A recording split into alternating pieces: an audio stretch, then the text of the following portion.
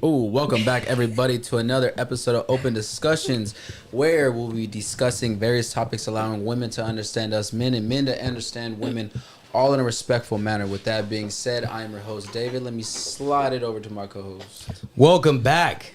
Thank you guys all for tuning in tonight. It's a beautiful night out here in Dallas, Texas. We do have some very special guests tonight. 3 guests. We're going to go ahead and shift it over. Let's go with my good friend, my brother, all the way out from Miami. What an introduction. What an honor, man. What's up? The man, the myth. My name is Jonathan Triska. Nice to meet you guys. Pass it over to our Oh, other real special quick. guest. Can you give us your age, your ethnicity, and your what do you do for a living? 33 years old, Brazilian born. I grew up in Florida. And for work, I own a logistics company. Ooh, So a trucking company. That's lit. All right, let's get into the next one. We'll go right to left. Can you give us your name, your You're age, right or am I right? ethnicity, and if you're single or taken? My name's Anna. I'm 26. I'm Latina, and I am single. All right, cool. What about you? Yeah, my name's Rebecca. I'm a veterinarian technician, and I'm 24 years old, and I'm Mexican-American. Yo, Rebecca, move the mic closer to you. Okay. Move it closer to you. Oh, There you the go. mic. Like this Okay. way. Okay, I'm like. There you go. All right, first question of the day is gonna be, how promiscuous are you guys? Okay.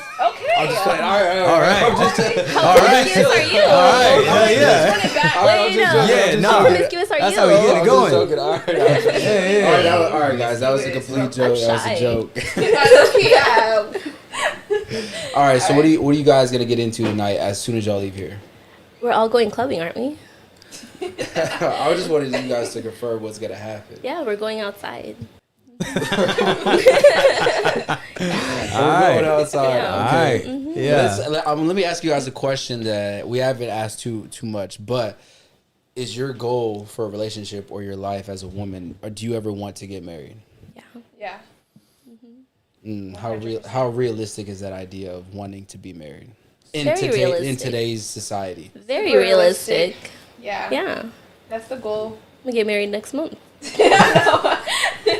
Okay, so are you saying that you think the idea of getting married is realistic because the options are available to you guys, or do you think it's just realistic because that's what you want for yourself? Or do you think it's realistic because it's easier nowadays to get out of?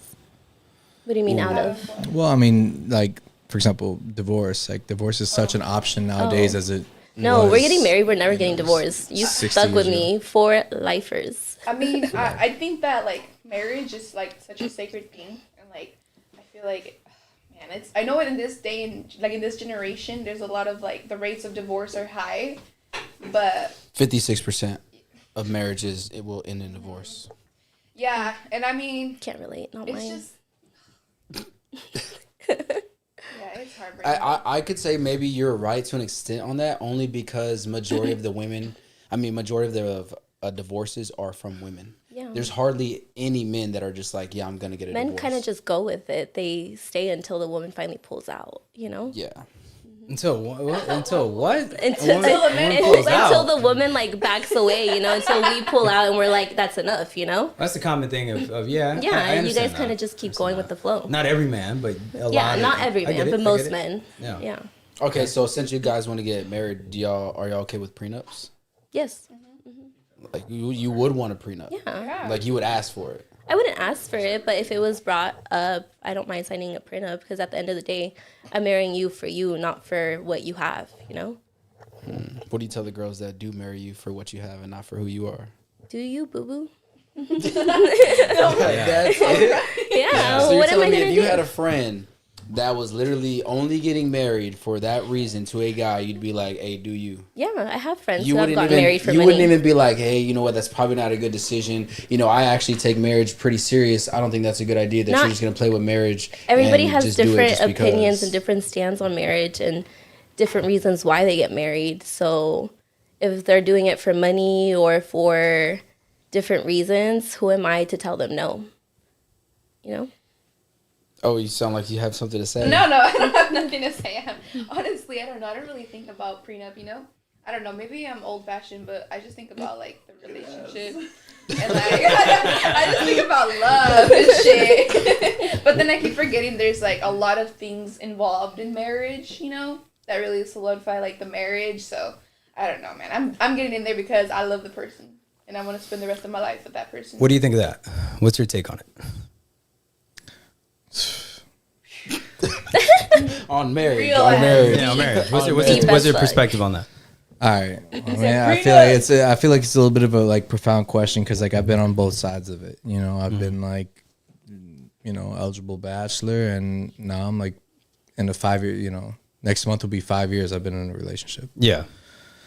So like, but even then, even in this relationship that I would have 100% confidence that I'd like to grow old with this person. You know, sometimes we talk about marriage and it's like, the idea of it, I don't know. Like, what can bond us more? Like a title, a party, a ceremony? I don't know. Yeah. I You think know, about if that we're same. bonded enough, like, you know, of course, I think if we were to really want to do it and take it serious, it would be for old fashioned values. It'd be for, you know, the older generations of her family and the older generations of my family to join as one and meet each other and celebrate and, you know, Yeah. and it'd be something fucking historic. You know, Yeah. but yeah, I don't know. The marriage shit, I don't know. To some people it's like, you know, oh, you can't get certain things or you won't until I have a ring on it, you know. And then to other people it's like the bond's more important. The ring doesn't matter. So Yeah. marriage is, I have a weird, I can see it from so many different angles, man. So is that a deal breaker for you guys? Like if you met a guy and he meets a lot of the requirements you guys want and he's like, but I don't want to be married later on. I don't ever see myself being married. Would that be like a deal breaker? Or is that something you would try to work through and say, hey, I still love you or I still want to be with you, but, maybe we can look past that, whatever it is. See, a lot of the time women would be like, no, I want to get married. That's what I want. This is what's going to happen. And now you're pushing a guy into a corner where it's like, either you're going to marry me and put a rock on this finger or what are we doing? And it's not, why can it not get to the point where like he was alluding to where what's going to bring our bond stronger? Is it really being married and putting a ring on the finger that's going to make our bond stronger? Or is it more of the connection and the ideas of us actually wanting to be together long term more important? See, I feel like for me, marriage to women nowadays is the ceremony. You get to be the spotlight and everything like that. And that's what every woman wants. But is that really what's going to benefit the marriage or my bad, not marriage, but the actual relationship? And a lot of the time it really doesn't. It almost makes it worse because now you're like, oh, we're married, so we have to move in now. Or we have to have a family. We have to have kids. But is that really what you want if everything is just marriage? That's just my opinion. What do y'all think? Okay. I think like growing up and as a little kid, I always saw like the fairy tales of like the girl getting her Prince Charming and all that. So that was like engraved into my head. But to be honest, if I find the right person and we're just going down the right path and we're both in love and if he doesn't want to get married, but we have a good bond and we have a good relationship, like what's a piece of paper going to do? Like, Absolutely. At the end of the day, it's a piece of paper. I get it. So to some people, it's important. To me, it's not a huge deal as long as you're still like my person, and you're not somebody else's person. That's what really matters to me. So if a guy didn't want to get married, it wouldn't be a deal breaker. No, Okay. as long All as right, he's what still my about you? person. I don't know. I feel like for me, it would be a deal breaker. Like, what do you mean you don't want to marry me? But then also, like, I don't know. It's just, it's so hard to really just break it down. Like, I don't know. I feel like there has to be a foundation, in order to, like, have a strong marriage. And I know, like, having your dream wedding, like that's just like a girl's like dream is to marry the man of her dreams and have the best wedding that they can ever, dream of. But The experience is more for her, like it's more for us. Yeah. But then at the end of the day, Why wouldn't he want to give us the experience? There's a man involved, and it's a partnership. It's two people, and it's not just one. So I guess it does put it into perspective that it's two people making like a promise to each other to be with each other through sickness and health, and be with each other through trials and tribulations, and I don't know, it's just hard. Marriage marriage is. No, that's. I think it's really like. Real quick, my bad. okay, I gotta go. You gotta go? Okay. It honestly just doesn't make no sense to me, but I gotta go, guys. Hell no. Hell Well, no. that's the question Go ahead, then. Tristan. Hey, Jonathan, come on, man. Join on in. 2v2. David does have to leave. So. He said marriage don't make sense to him. So what's your take? You're not getting married? Hell no. Hey. Yeah, Hey. smack him a little bit. Careful what you. I am so sorry. Tumblr. Whose friend is that? Yeah, your friend. I'm just pouring a shot. All right. So. Cool. Hey, yeah, let's pass another little shot round, man. Yeah. Let's go with that. You got it or not? You Yeah. want? Cool. Does anyone want another shot? You want? Can you pour me one? I'm scared my boob's gonna You come got out. another. Do you know if they? I'm all covering my boob. No. Do we have anything else? No, bro. No? I mean, we got little bottles. but Which they're ones? Hiding in the little. Oh, bring out the vodka bottles. No. No. This is a this- mixed drink. This is I'd rather drink water. I'm kidding. Okay, you better be. Because Centenario instead of Don Julio 70. Jesus. Lord have mercy. All right. No, but there's 4, right? Yeah, Oh, no, are you not drinking? Yes, I already had a shot. Yeah. Okay. Oh, cool. wow. Don't wait for us, that's fine. I'm so sorry. Can I have your chaser? Huh? Pour some in here then. For what? Let me see. What are you trying to do? Ooh, me? I don't care. I don't give a Oh, fuck. cheers. Cheers. Cheers to you to guys. Cheers. longevity. Yeah. Okay. So I think kind of going back on that point, my take on that is to learn how to accept somebody for what they want. Oh, I see what you're doing. Okay. Go ahead. Are we good now? Yeah. Oh, I see it. Oh, he's doing some magic here. It's a Yeah, no, for sure. lot of chords. I don't know what I'm saying. Wait. There's one mic. One mic is not on. Hold on. We're Is missing it one mine? mic. Hello? No, it's stupid. There you go. Plug in this white one too. So that white one. Yeah, unplug Ariel's. Nah, don't unplug Ariel. Ariel is. No. I'm about to. So which one? Okay, this is the one I need to unplug and throw the live on. All right. All right. Okay, we're good. We're good to good. go. Talk your shit. All right, Talk all your right, for shit. sure. So I think it's about like accepting someone's desire. Like if let's say you want to get married, right? That's your thing, and it's like I'm getting married, and I think the guy needs to learn how to mediate more than anything, right? So either his ego gets in the way. It's when you have a situation and instead of like not coming to an agreement, you have to learn how to mediate and you have to learn how to give what, for a man, like if you're not ready to get married, but for whatever reason, maybe there's some reasons as to why you don't, you have to try and understand that maybe the person does and you have to meet them in the middle in some way. Right. And I don't think there's anything wrong with that. You have to learn how to accept somebody for who they are. And if that's what they want, cool.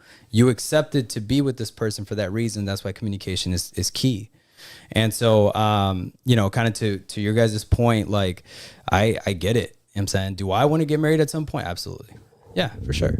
Yeah. Right. But there's a lot of guys that don't. And I understand that, so yeah.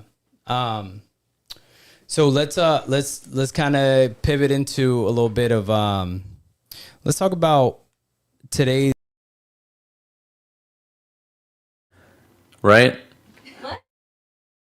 Give away half of my shit.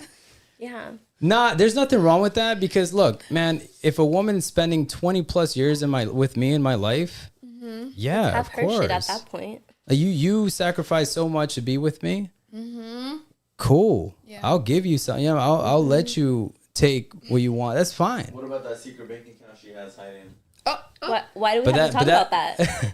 Why do we have to bring it up? But that's My dad opened it for me. Go for it. No, I mean, it's funny you say that, man. Yeah. It's like, oof, boy, a little trauma trigger, dog. Oh, Who, you? No, not with me, but I mean, it's yeah. for a lot of people. I think there's a lot of Oh, it's in the camera, yeah. Yeah. I think there's a lot of like, the mentality of like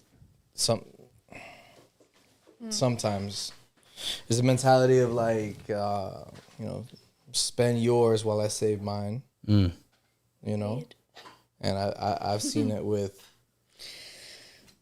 role playing females in my life. You know, my sister, mother. You know, and no, that's a big thing. So it's like, yeah, the man can be shit. I lost track of The man spending his and we're It's no, saving yeah, ours. and I don't think there's a, because that's what we were just Yeah. about to talk about, or we were segueing into. yeah. It's talking about mainly like is being, if you're gonna spend 20 years with me, like sure, I'm Right. gonna leave something, of course. Like why? How am I just gonna let you? You know what I'm saying? No. At that point, there should be like just an understanding, and like you know, and that understanding can be loose at times and can be adaptable Yeah, with you know how funds and everything are allocated. yeah. But to my man's point, you know, what about that secret account? What about it? Already. But My look, dad opened it I don't, for me. I don't think there's anything wrong with that because you as a man, you accepted a woman to bring her into her life. You provided for her. You did everything you're supposed to, took care of her. And if she's got something on the side, I don't know, man. I mean, I think it's okay. I don't think there's anything wrong with it. I'm still doing my job. I never asked anything from you. If you want to save your money, cool, man. Don't Well, trip. have that secret account. That's technically yours if you get married. Right. Jesus Louises. What would you do, or how would you think if you were, you know, busting your ass and like playing your part and doing everything that you should be doing as a man, a protector and a provider and everything like that, Yeah. and then you know when things go sour, and both of you guys go your own separate ways or whatever, she has like a separate account or separate investment that excludes you, It's almost like she prepared for it. right? If it was a case like that, would you? Well, it's kind of like Because it seems like after 20 years, it's like we're like. Where was the trust? Where was the love? Right, I type mean, after thing. 20 Yeah. years, Yeah. like there's a lot of men. It's like after that much time, they're just so willing. You know what I'm saying? And they're just so. But like, is it? And then they're always not to say that they're always, but there's a lot of cases where it's like, you know, a woman can be, you know, 60 plus and say, Yeah. okay, now it's my turn. And Okay. whatever. But isn't it in our nature as men to, regardless if we go through that, we still have to find our way back up to, you know, get out of certain situations, right? I wouldn't be upset if I found out about a secret account, just because I know I still have, as a man, my duty to continue on with who I am, right? So if I gave you everything and you wanted to kind of, hey, just in case, cool, hey man, I get it. I don't, you know what I'm saying? I don't know. I mean, I think that's kind of my perspective a little bit on that. No, of course. Yeah. I think it really dictates what kind of man you are, depending on how you act on that. you Yeah, know? yeah, If yeah. you were to look at that and have like a malice or like a something to that, you know, something I watched my dad do. Yeah. And my dad like had like a fucking spite in him about that, you know. And so I've seen, like I said, you know, well, there's one side and there's another side. Yeah. Yeah. I think it's just women protecting themselves and like making sure at the end of the day they're good. Because not all men, like after divorce, are gonna, like, you split stuff sometimes 50-50, but it doesn't always go your way. And most of the time, the men are the providers, the protectors, and the woman probably hasn't worked in a while. So they're saving up what they can in case that does happen, judging on what kind of man they dated or married, because sometimes, you know, they're not the best men, but some women are not the smartest. I think that, to her point, I think it kind of goes into, the kind of man you are in the relationship. If you are kind of being deceiving in some way, or you're just out basically fucking around, whatever, and you never Getting nowhere. communicated it, whatever, right? I think it's okay. I understand that you would want to secure something just in case things fall. I get it. Yeah. So are you guys talking about it in a perspective of like years later down the marriage? Or like... I think typically it happens years down the marriage. Yeah, that they find I don't out think it about. happens at the beginning. Yeah. And Yeah. then, you know, there's also a thing called midlife crisis, you know, that women go through when, I mean, they've experienced probably the most hurt that they have from their partner, you know, and they crash out and you know, do things that they have been wanting to do for a long time, but they don't do because, you know, they were stuck in this, you know, thing, Marriage in or this bubble. marriage, in this bubble for so fucking long. And, you know, I think talking as a woman, like, there always comes a time where you're just like, wait, I need to love myself. I need to be myself. I need to, like, I don't know, because my mom, for example, she went through a midlife crisis, and I mean, I saw that and I was like, who are you? Like, she just completely changed as a person. Like, she got tattoos. Like, my mom she was very a traditional woman, and she just started doing things that were like so not her, you know? And I feel like she just reached a point where she was like, you know what? I want to live for myself. Yeah. I don't want to live for my husband anymore. You know, it was like at her age, at 55 or something. And I don't know. I saw that and I was just like, is that what marriage does to you? You know? And whenever it's not, I guess it didn't meet her needs. And then you know, you're with someone for years and years, and you know, she just decided like one day, like, okay, I'm living for myself. Did someone ask a question on it? On what? On the On chat? the chat? Is the chat on? Let me see. Oh, so this is live, right? Yeah, it's live. Yeah, yeah. Oh. Let me see here. What are people asking? Yeah. Oh, there you go. The King Medina. Let's see what he said. Let's see. So how can I deal this? My homeboy caught my girlfriend on Facebook dating, and I confronted her about it, and she says, Not your homeboy. it's only for friendships. What should I do? Oh, That's bro. crazy. How can I deal? Let with her this? go. Let her go. Yeah, Please that's just let her go. that ain't from friendships, bro. That Nah. shit It's is with intention, baby. It's a dating app essentially. It's a side of Facebook where, you know, it's like You're a new purposely it's a new dating. feature that not many people are starting to get into it. Yeah. Older people. It's literally called Facebook dating. My mom's on that. Yeah. It's like it's a whole look for matches you. her. Look, hey, you know what? They have that? Yeah, bro. So Medina, right? Look, man. For you to even get on Facebook dating app, like the Facebook dating side, you have to create the profile. You have to submit pictures. You have to Verify that you're set your real. radius. You have to. You know what I'm saying? There's a lot of things that you can do on there. So it's 100% fucked. So you know went what I'm through saying? it? Huh? So you went through it? My thing is this: if you're willing to go through a 50 questionnaire, and you're willing to, Is that how many have questions these, there are? You know, have these. I couldn't tell you, but if you're willing to have these vulnerabilities with yourself, I mean, shit, it's better to just confront it head on and just, Yep. you know, start working on your approaches and start, you know, just You have promiscuous friends? learning how to open up some stuff. You have promiscuous friends. To you girls. Go ahead. Go I was ahead. about to say I was. The Hall of I mean, Fame, I kind of do. a Hall of Fame Yeah. scumbag, but there's nobody in that chair. But yeah, man.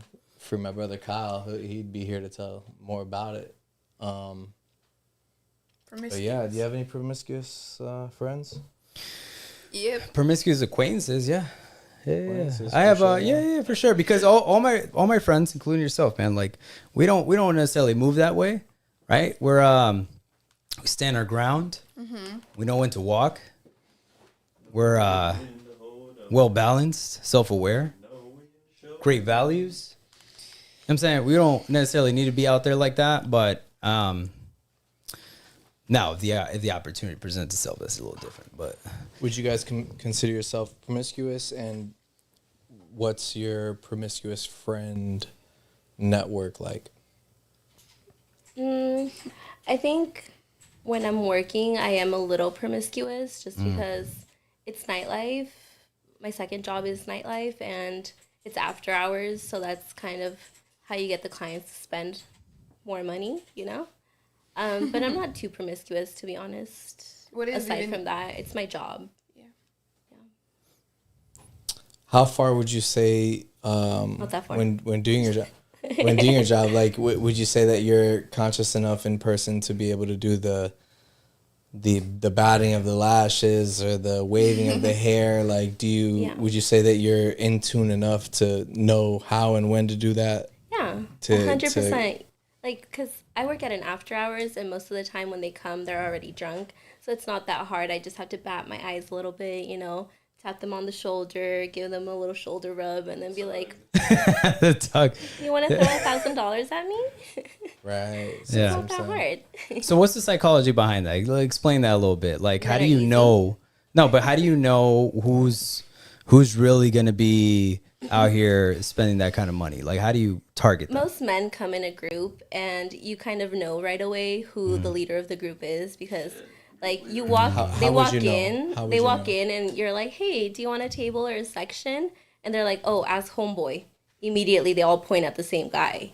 So it's like, "Oh, okay, he's the one with the money." Great. But a lot of times that doesn't happen though. Most of the times it does. Yeah, most. Look, You think I'm so? gonna interject here. Interjecting is because it's like, bruh, what the fuck? Hold on, let me fix that. Let me fix that real quick. Turn your little light on in the back. No, oh, later. Let me see. God damn. Okay, but the point that I'm trying to make is that, bruh, like, that's lame as fuck, bro. Oh, that's homeboy. What the fuck? So real niggas, when they go out together, you know what they do? They already have a fucking plan, bro. One dude's gonna cover it, and then everyone else is just gonna say, At the end of the night. I'm not gonna name names. That's what we call alligator arms. I'm not gonna name names. Yeah. Alligator We arms. call that have the alligator arms. man. Yeah. It's- nah, I don't know, bro. Like, I know me for a fact, like, if I'm going out with my boys, we're selling each other at the end of the night and just saying, fuck it. We'll take care of it later. I'm gonna just keep my mouth quiet. Anyways, but you know immediately who's like the ringleader or who has the money and who's going to spend the money.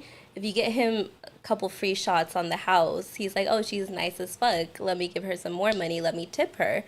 So, that's the psychology. I'm not ugly. I'm not hideous. So you just flirt a little bit and they give you whatever you want. You know what's funny? Men at after hours are easy. You know what's Wait, is funny? this live? It is like this. Well, wait, let me unshare my link. So like being that Big Meech just came home. Shout out Big Meech, man. He's like a trap legend. There's been a lot of like content going around, about his stories. And there's the dude that used to be in BMF that just said something recently where he was like, Meech is the type of player that before you go somewhere, he's gonna hand every single person outside the club, he's gonna hand them their portion. Yeah. Hand $1,000 here, hand $1,000 there, hand $1,000 there, so that nobody has to look broke or whatever inside. Because there's too much of that when people walk in. It's the same concept she's talking about. Yeah. When people walk in, it's like sometimes they'll order 10 grand in ones at Booby Trap in Miami. Yeah. And then pop open the bag and have the satisfaction of just handing it to people. Yeah. And people and girls that are working towards that, they see what's up and what it is, Yeah. As to where there's other people that would rather just deal with that on the back end and keep it player. Yeah. And that's what's important at the end of the day. Like, Yeah, to make your like, group look would good. you agree? Yeah. Like if somebody was in your position, right? Usually, like when it comes down to pay the tabs, everybody's pointing at one person. Like, would it throw you off if a group of 6, 8 people came in there and all of them were equally? Yeah, it actually established? does throw me off. I have had a couple sections like that, and I'm like, wait, you guys all have money, not just one person for once? Like, all of you guys actually work or hustle to make your money?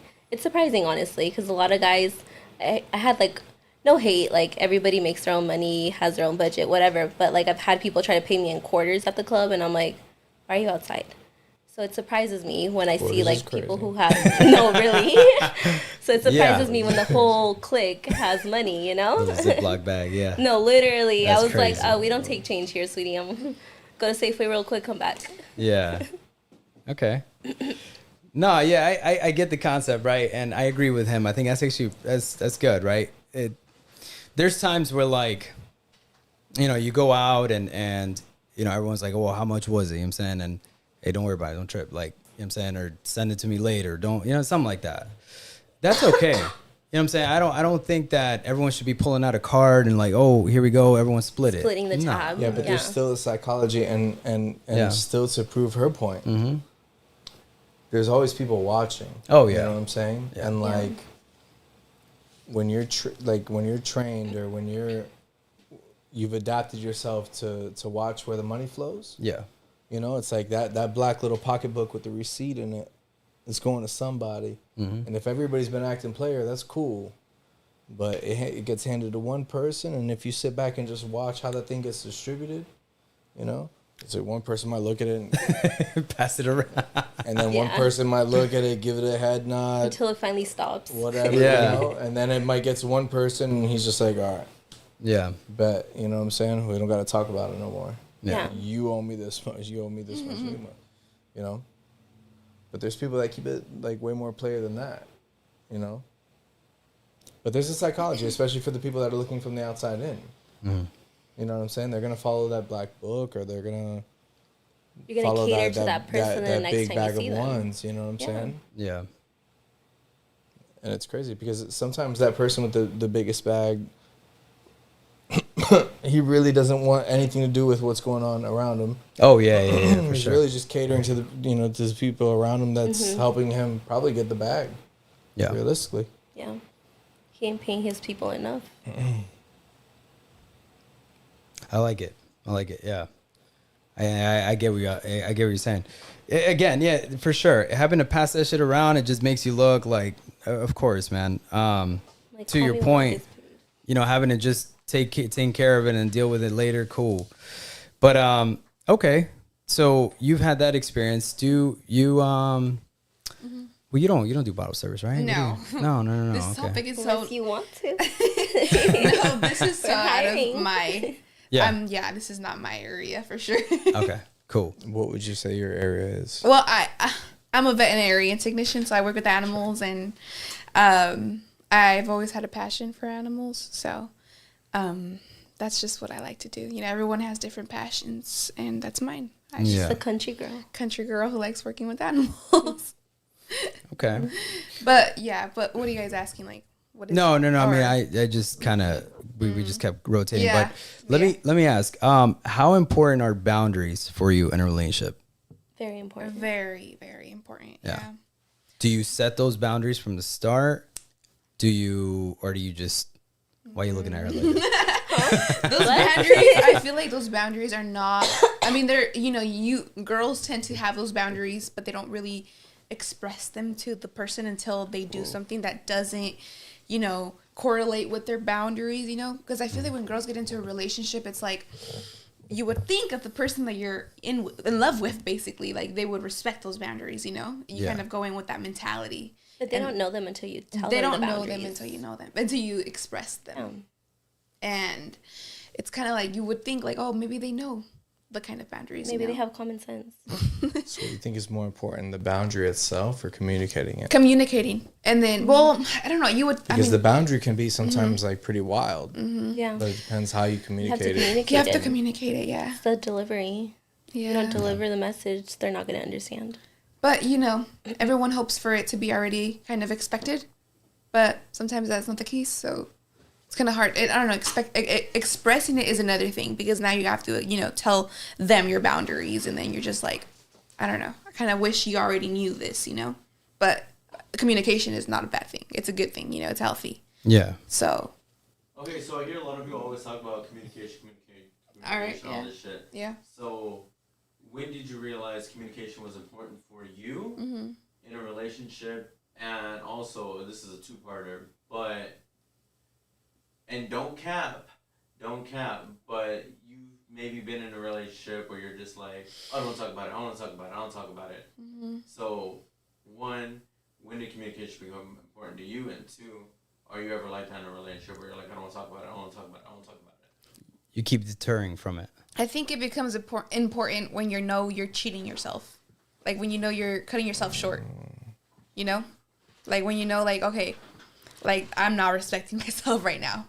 Let me express this now. Because I don't know, it's not something that you really think about, but you feel it, and you feel like you're cutting yourself short in this relationship. I have to express this information. I have to tell you, because if not, I'm going to keep on selling myself short. I'm going to keep on, feeling shitty, feeling inadequate, So to piggyback off that, so at what point do you feel like you get to that point in a relationship? Like, what is the man doing? What are you doing? What's happening? So you get to that point, essentially speaking. I mean, you get to that point where you're just like, I don't know, you want to feel, good about the relationship. No, but my question is, what gets you to that point? Oh, what gets you to that point? I think that's circumstantial. Mm-hmm. I think that's circumstantial, and I think what's a little like, what you might have to focus in on a little bit more is like, when getting to that point, like, what are your like no's and your flexibles and your, you know what I'm saying? Like your non-negotiables. Yeah. You know what I'm saying? So if you had a man that you were completely devoted to, and he was devoted to you, and he were to be transparent and vulnerable with you about, his deepest desires, and even if it included you or didn't include you, or things of that nature, it's like, how hard are you willing to hold on to something that you love, or like, are your non-negotiables so non-negotiable that be willing to completely sacrifice something that might be powerful? It's just I feel like she's got a lot to say. You want my mic too? I feel like she's got a lot to say. She's like ready for it. Yeah. No, it's not talking my shit. It's just, it's kind of a trick question, because we let a lot of things just go unnoticed, because we think like, maybe if we don't say anything on that matter, like, because we're always scared of like saying too much, or what if like this guy, he just thinks like, damn, you're always complaining, you're always fucking, But he's not the one. you're always nagging about something. So girls tend to hide a lot of shit. Like, maybe like let me just keep it inside, because I don't want to burden him with all of this, and it's just, I think at the end of the day, it comes from a place of self-love, and a lot of girls think like, oh, maybe this guy like, he won't, I don't know. It really depends on the situation, but I don't know. In my experience, at least, like I tend to not say nothing because I'm scared, that if I say something, he's gonna get like. But then also communicate. He's not the one. If he can't hear you out, yeah, and if he can't like understand what you're trying to say to him, then why are you gonna keep talking to the wall? Try to bring the mic closer. I mean, yeah. Hello. What did Israel ask? Oh, okay. Yeah. Hold on. Okay, Israel let's go asked. into Israel real quick. Has your perspective on men changed based off of what you have seen or experienced? Do y'all think men today are too focused on the bag? Is the bag that important to women today? Ooh. No. I mean, yes, but no. No, to which How part? important? Okay, you know what? How important is the experience to you? What kind of experience? Just an experience. What experience do you wanna live? I mean, I can give myself the experience. a true connection. Yeah, I mean, look, because he's talking about, of course, the money, the bag, and what does that come with? It comes with an experience. Yeah. Yeah, right? Mm-hmm. And how important is that experience to you? I mean, it's important. Yeah. You want your partner to have financial stability, You want your partner to be able to provide for you. But I've been in places where, like, that's not the whole reason I'm with them, you know? Like, that's not the reason I'm with them. I'm with them because I love them, and I obviously support them for having, financial stability, but it's not the main thing. It's just something that you just support. And yeah. How about you? I think. Wait, what was the question? How important is the bag? Has your perspectives on men changed based off what you have seen or experienced? My perspective on men has changed. Just going into working night. Particularly if men are focused on the quote unquote the bag. Yeah. Well, from my experience, just going into nightlife and seeing all these different men and what they work in, what they do, how they move, it has changed my perspective on men, just because there's so many unloyal, unworthy men out there, to be completely honest. The bag is not as important to me, to be completely honest. Like, I can be with someone that doesn't have the bag and still be happy because I'm with them to be with them. Like, I can have my own money, they can have their own money, whatever. I can provide for myself. I mean, I've been providing for myself for like forever. I'm with you because I care about you, because what you bring to the table, because you make me feel like I'm at home, not because of the money. Is the money a plus? Yeah, of course it is, because you can do so much more with money. But at the end of the day, I'm with you because I care about you, because I'm happy with you, you know? And how important do you think, from your perspective, how do you think, how important is the experience or the bag, quote unquote, for a woman is? The experience for a woman, and like her experience with the bag that you've earned. Yeah. I mean, shit, it's super important. At the end of the day, man, like, you know, men are known to be, you know, providers and protectors, and that goes into so many branches and subgenres, and, you know, but at the end of the day, like, providing,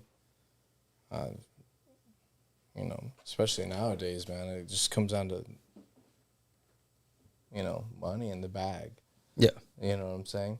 Now, there's a sense of security that you can give your woman that's, you know, emotional and spiritual and everything like that, but there's also like that super sense of security that comes with knowing that, you know, God forbid our back's against the wall, then, you know, the bag's in order, and we know how to transition, and we know how to, you know, we know how to go ahead and get out of those situations. I personally think it's important. I think it's important because, especially if, like, I would say depends on who it is that you're approaching, who it is that you want, who you're attracting. Now, if you meet a woman who's used to a certain lifestyle, that standard is gonna be with them, you know, and you have to try to meet that standard. Whereas if you take someone who is not used to a certain lifestyle, then yeah, you can teach them and show them so many different things with that bag, right? So you pick and choose, basically. So yeah, I actually is that. Oh, hey, Estelle, what's up? Hey, we actually got a shout out Estelle. Long time, yeah, a super long time friend of ours, man. Shout out to Estelle. Okay. 15 plus years running, man. Yeah. The homie, the sis. Do you think men and women should both provide financially and contribute 50-50 to the household and family, or men should solely be the providers? We'll start over Since here. we're on the conversation of the bag and everything. Go for it. Oh, wait. Can you repeat that again? So the question is, essentially what it boils down to is the whole narrative of the 50-50, right? Mm-hmm. So do you think men and women should both provide financially and contribute 50-50 to the household and family, or men should solely be the providers? Ooh, that's a good question. I mean, obviously, like, I feel like a man should be the provider, but then also I also make my own money, you know, so I would love to provide as well. So, but I would love for him to be like the main provider, and then I would be the one that contributes as much as I can too. I don't want him to be the only provider, just because I also am, you know, this is a partnership. So yeah, that's how I feel about it. Okay. So what does that look like for you? He pays all the bills, and you buy what, the groceries and. Yeah, McDonald's. I mean, he pays for like the bills, you know, like the mortgage or something, and then I'll pay for the, you know, groceries, taking care of our kids, you know. I mean, I guess you would say 50-50, meet each other halfway. what do you think? I was raised in a household where my father paid all the bills. He was financially the head of the household. He controlled everything. Like, my mom didn't know about the bills. We didn't know about the bills. Like, that's just how I was raised. I understand nowadays, like, inflation and shit. Wait, can I say that? Yeah, of course. Okay, inflation and stuff has gone up. So nowadays it's like a little different. It's a little harder. So 50-50 has gone into play with a lot of relationships. Mm-hmm. But the way I was raised was the man was the head of the household, and he took care of everything financially. Meanwhile, the woman took care of everything in the house. And I think the reason why it differs with me is because my mom was essentially the breadwinner. My dad was the one that looked after us. He was the one that, took us to school. My dad was the one that did our hair before school. Like, it was, I don't know, I guess it's just the way that I grew up, Yeah. My mom was the provider. Yeah. So that's my mentality. But then if I were to, I guess, want to pick what I would want is both of us contribute. But not, I mean, obviously I would want my partner to contribute a little bit more. Yeah. What do you think on that?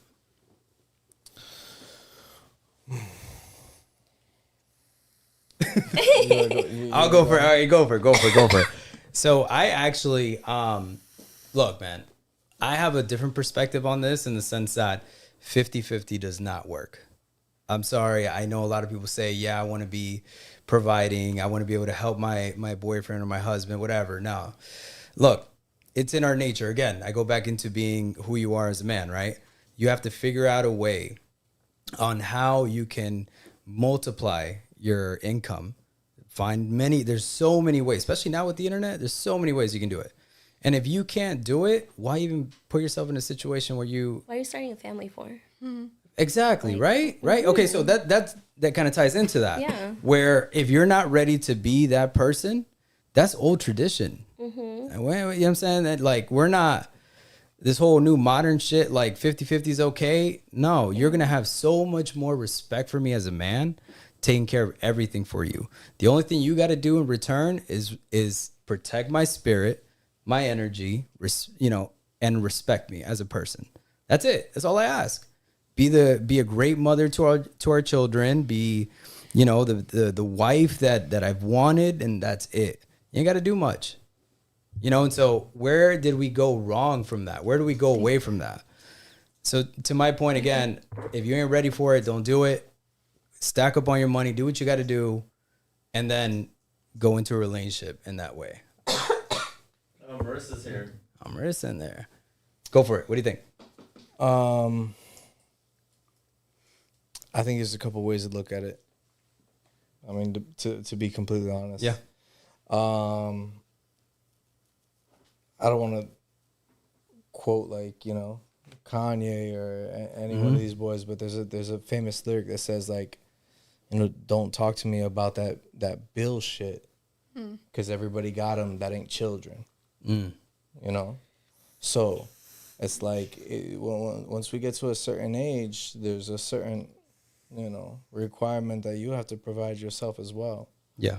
Now, if we can come and meet in the middle of something, and even if I'm taking on more than the 50-50 role, if it's the 70-30 role, it's still great and it's still okay, because regardless, you know what I'm saying, you're going to have bills to pay with or without me. Yeah, right? Yeah. Now, for sure. Now the activities, the memory building, foundational things that we go through, and the dinners and all that stuff. I think it's pretty obvious who handles that. Yeah, you know of what course. I'm saying? Yeah. But when it comes down to the roof over our heads, I don't mind that being 50-50. Only because I know the lifestyle that I want to live, and I know the lifestyle that I want to present to my woman, Yeah. Mm-hmm. So if we're going out on boats on the weekends, and if we're going out to all the hottest restaurants, and that's on my end, then I don't have any objection, or I don't look at it as if I'm less of a man or whatever. If it comes down to the roof over our heads being somewhat negotiably and comfortably split, you know what I'm saying? That's my opinion on that. Yeah. And I mean, look, everyone has a different perspective. I kind of go back into what it used to be. You know what I'm saying? My parents, my dad has always, they've been, the breadwinner, all that.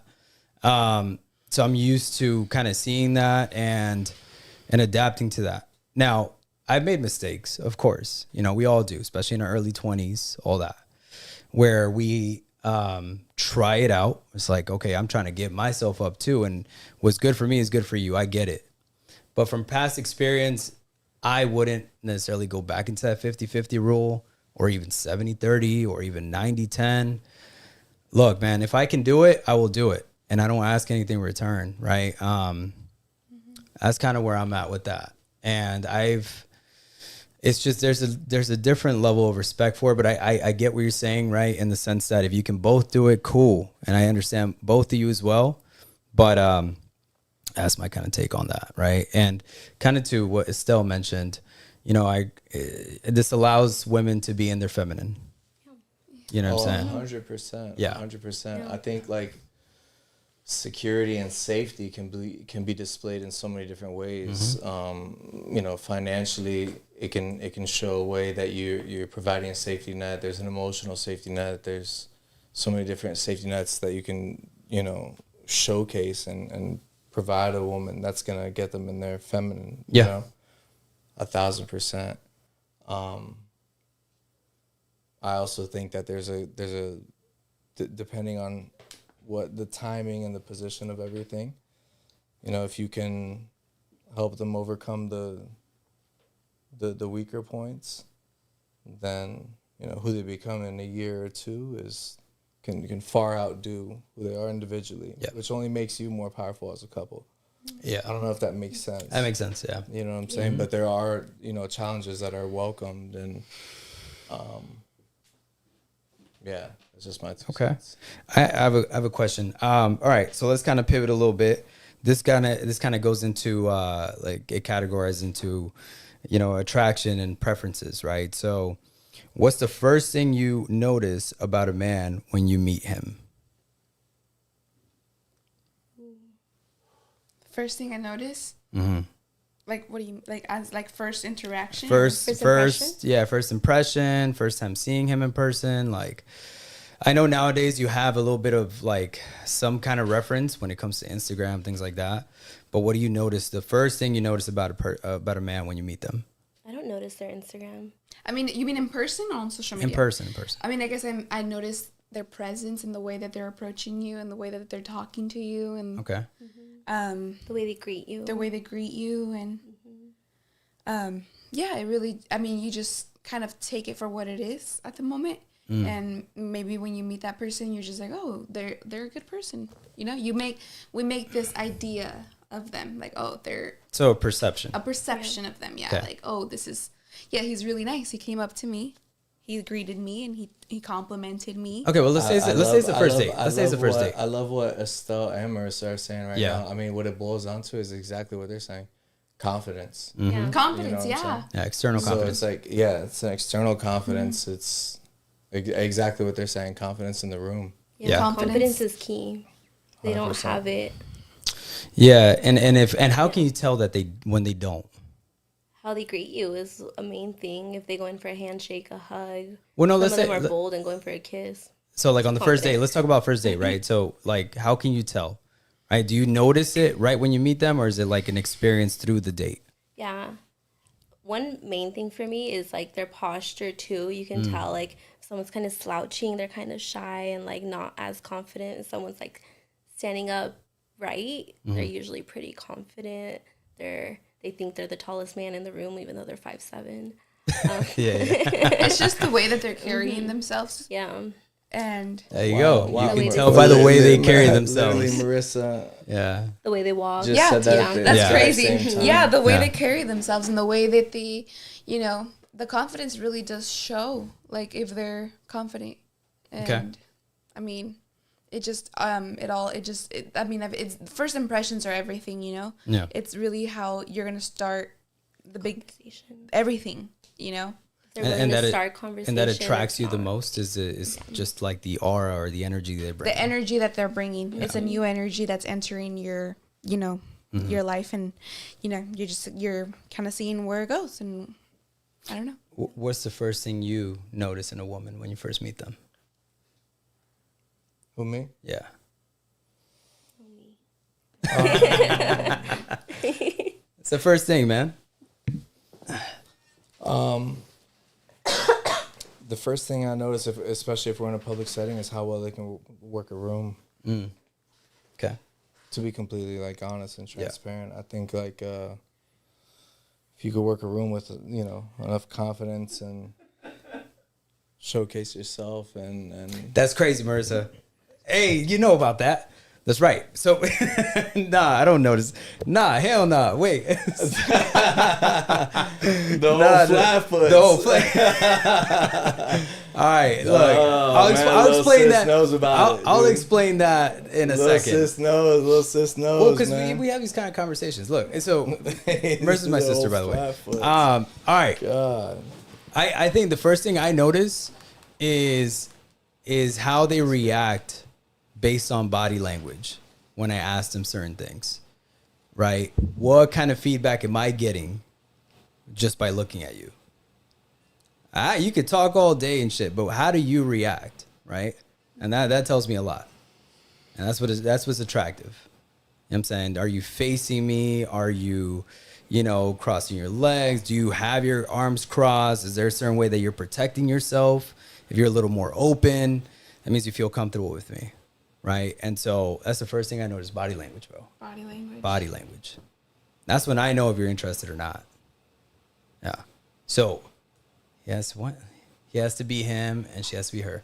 Yeah, absolutely. Confidence, knows confidence. Yeah, 100%. Yeah. There's a question there. What is your perspective on infidelity? Do you think social media has influenced infidelity? Oh, 100%. All right. Let's get into that. 100%. So let's start it. We'll start with you. Go ahead. I think social media has influenced infidelity, especially for people with wandering eyes, because they're not loyal people. They're just looking for the next eye candy. Like, they're not people worthy of your time because they're just willing to go on to the next girl with the fat ass or, stuff like that. So I think social media does take a big part in it because it's so accessible. You can find someone in a different state, in a different city, in the same city at any given time. What do you think? Well, yeah. So yeah, my Instagram is deactivated. She has no social media. I mean, I think social media. You meet a person and then you follow them on Instagram or whatever, etc. And then you see that they're following a bunch of girls and. You go on their following and then immediately. You go to a girl always does this. They go to their following. Who are you following, Which pictures are you liking? Why are you liking those pictures, Like, it's just like, it's at the end of the day, it's wandering eyes, And obviously you want your partner to only have eyes for you, just you. So when they have social media, it's a temptation, they're having other eyes for other women. So I just think, like, if they're the wrong person. It also depends on the person, too. Yeah. There could be a person that follows a lot of girls, but then also, like, they don't like those girls. They like their person, Yeah. So at the end of the day, it really depends on the person. They have self-control. Self-control, yeah. So, they know how to respect their partner. Just a little bit. So, would you say a guy having a lot of followers and a little bit of people he's following more attractive than the other way around? I like my guys with 200 followers and down. Okay. A guy, like, it's just not too involved, on Instagram. Like, what are your boundaries? Yeah. I mean, what is your, at the end of the day, what is your goal, Like, what do you want to, what do they want for themselves? Do they want a partner or do they want... They just care about, like, the social media. Well, how do they use social social perception media? of having Yeah. Well, but why do you care so much about what people think, what strangers think about you on social media? Okay, that's true. But there's two perspectives to that, right? Some people care too much. No, hold on. There's two perspectives to that because you can either consume what you see on social media, you consume it by seeing other people's profiles, and or are you going to be producing with social media? Producing in the sense that it can create and open new doors to new things that maybe you want to pursue, like an influencer kind of thing, and now you're getting like free shit, and then you're doing little review videos. I get it. But do you have to like spam a bunch of girls and DM a bunch of girls and like it really all depends. Of their It pictures? depends. It depends on the nature of things. What's the nature 100%. of that? Because social media is like a dating app, to be completely honest. Yeah. Yeah. Talking shit. The thing is, Yeah. I like my men low key, Yeah. I like my men to not have to. I don't know. It just depends. Okay, so I hear that shit a lot from a lot of women. Oh, I like my man low key. But are you being low key and respecting yourself for the man, or you're just saying, oh, you gotta have me for who I am, regardless of what kind of image I put out? I mean, once I have like the man I like and the man I want and the man I respect, I don't care about my social media. Like, I'll deactivate it. I don't give a freak about social media. But it's for work because I will. Like for me. I'm dying to hear what I mean, for me, like, yes, I have to promote and all that, but at the end of the day, it's just a bottle service job. So when was the last time you had to deactivate your social media? Never, ever. Me recently. I deactivated it. But is it for the right man? No. Damn. I mean, the intention. Hold on. Who said that? Hold on. Let's go back a little bit. Let's go back. Hold on. Say that out loud. Pause. It's the intention. You know, it's the intention. Like, okay, What was his intention? So when I had my Instagram, you know, my goal at the time was to be an influencer. I had, you know, bikini pictures up. I had like Smash. You know, and so then when I got into a relationship, I took all that, like all the provocative pictures down. I unfollowed every single guy that I followed. Your 633 cousins. My 600 cousins. I took them all out. Nice. Damn it. And so, because I wanted to enter this relationship with the purest intentions, you know, not knowing what the other person. What did you get out of that? Not what the other person was thinking, you know, or what the other person. What did you get out of that? Not what the other person. She knows you too. I could tell she knows you too well. Yes, and We live together. But right now, I'm just talking about what was going through my mind. Yeah, Okay. at What the was time. going through my head at the time. Sure. You know, Last week. I'm going to be with a person, so I want to respect that person, and I want to do everything to respect that person, and so I'm going to do what it takes to respect that person, and not knowing like what is going to happen, not knowing the outcome, not knowing the expectation. I'm just doing it because it's my expectation. You know, putting your part. I'm Like, I putting- feel that. Yeah. I'm the same way. Like, if my partner was not comfortable or didn't like my social media, didn't like all my DMs, he didn't like my bottle service job or whatever, like, it can go. Yeah. At the end of the day, like, we're happy together. Why does all Anything that else extra matters. stuff matter? We can figure it out together. Yeah. What do you think? Plead the fifth, man. What? This is a podcast. Talk your shit. Yeah, man. Just get me on this one, man. All right. What was the question? The question was, has social? Okay, wait. Can you scroll up? Yeah. It was based on what is your perspective on fidelity? Do you think social media has influenced infidelity? Do I think? Oh yeah, absolutely, Yeah. 100%. Yeah, because of the option, the variety of how accessible, has she mentioned? Yeah, man. Yeah. I think it's important to know where social media like lies in your life and where it doesn't, and like not be afraid to let it go. Yeah. Like you don't have to stay, you know, all that connected and communicated with like the things that you think you have to all the time. Like you're not committed to those things. You know, like I don't know. You know me, bro. I deactivate Yeah. every 3-4 months. You Yeah. know, I've had to. It becomes a lot. It becomes a lot for me, man. It becomes distracting. Like I work in sales, bro. Like I have to be on it. You know? Yeah, for sure. And it's like I could find myself easily distracted, and like those distractions can vary, of course. Yeah. Yeah. And yeah, when they get overwhelming, yeah, it's time to go ahead and just cut it out. Yeah, no, 100%. But how do you think it influences that towards, say guys who, I understand what they're saying in the sense that there's a lot of guys who are not aligned, and they're always out chasing perfection in some way. Like, okay, I got this, you know, their lady may be beautiful, but they want someone even more, you know what I'm saying? Because they just ran into someone's profile, and it's like, wait a minute. And they have to go get their attention. Why is it that? Yeah, how why are they is it that? influenced Like that you way? know, the validation seeking through the social media platforms. Yeah. I think it really boils down to how whole you are as a person and to feel fulfilled more than anything. So if you're always chasing perfection, then you're never going to be fulfilled. Right? Oh, 100%. So it's not about like chasing happiness, because happiness is an emotion and that shit temporarily goes. Is it and because you're not comes, right? fulfilled within yourself or within your partner? within Because- yourself. You're not fulfilled within yourself because you can, you can say, oh, this girl who works out all the time, beautiful girl, this and that. You're never chasing the next high, basically, quote unquote, right? So Or you're always chasing the next high. who? What do you mean? The male or the female. Oh yeah. If you're not, just if you're, chasing yeah, the yeah, next if you're not, high. exactly. That's essentially chasing perfection. I guess at the end of the day, It's like saying, let me put in this perspective, right? It's like saying, okay, with $1 million, I am gonna feel good, but is that something that's gonna make you feel fulfilled, or you're always gonna be chasing more? It's the same concept, right? You're never gonna be happy because you're gonna want more and more and more. You're never gonna feel fulfilled. But if you say, hey, look, if once I get to $1 million, I'm gonna feel whole. And then the rest, I'll keep investing, cool, whatever. But I'm going to feel good. And it's the same concept with a woman, right? You meet a beautiful woman, you have a great relationship. If you shift that mindset and that perspective to say, this is all I need, this is all I want, I'm ready to just live my life the way I need to live my life, I'm never going to chase anything else, then you're good. So yes, social media has 100% influence infidelity. I agree with Israel though. Like, you shouldn't have to deactivate anything or change yourself too much to the point where you're not you anymore. Because social media does play a big big part in your life nowadays. Like, everybody's on social media.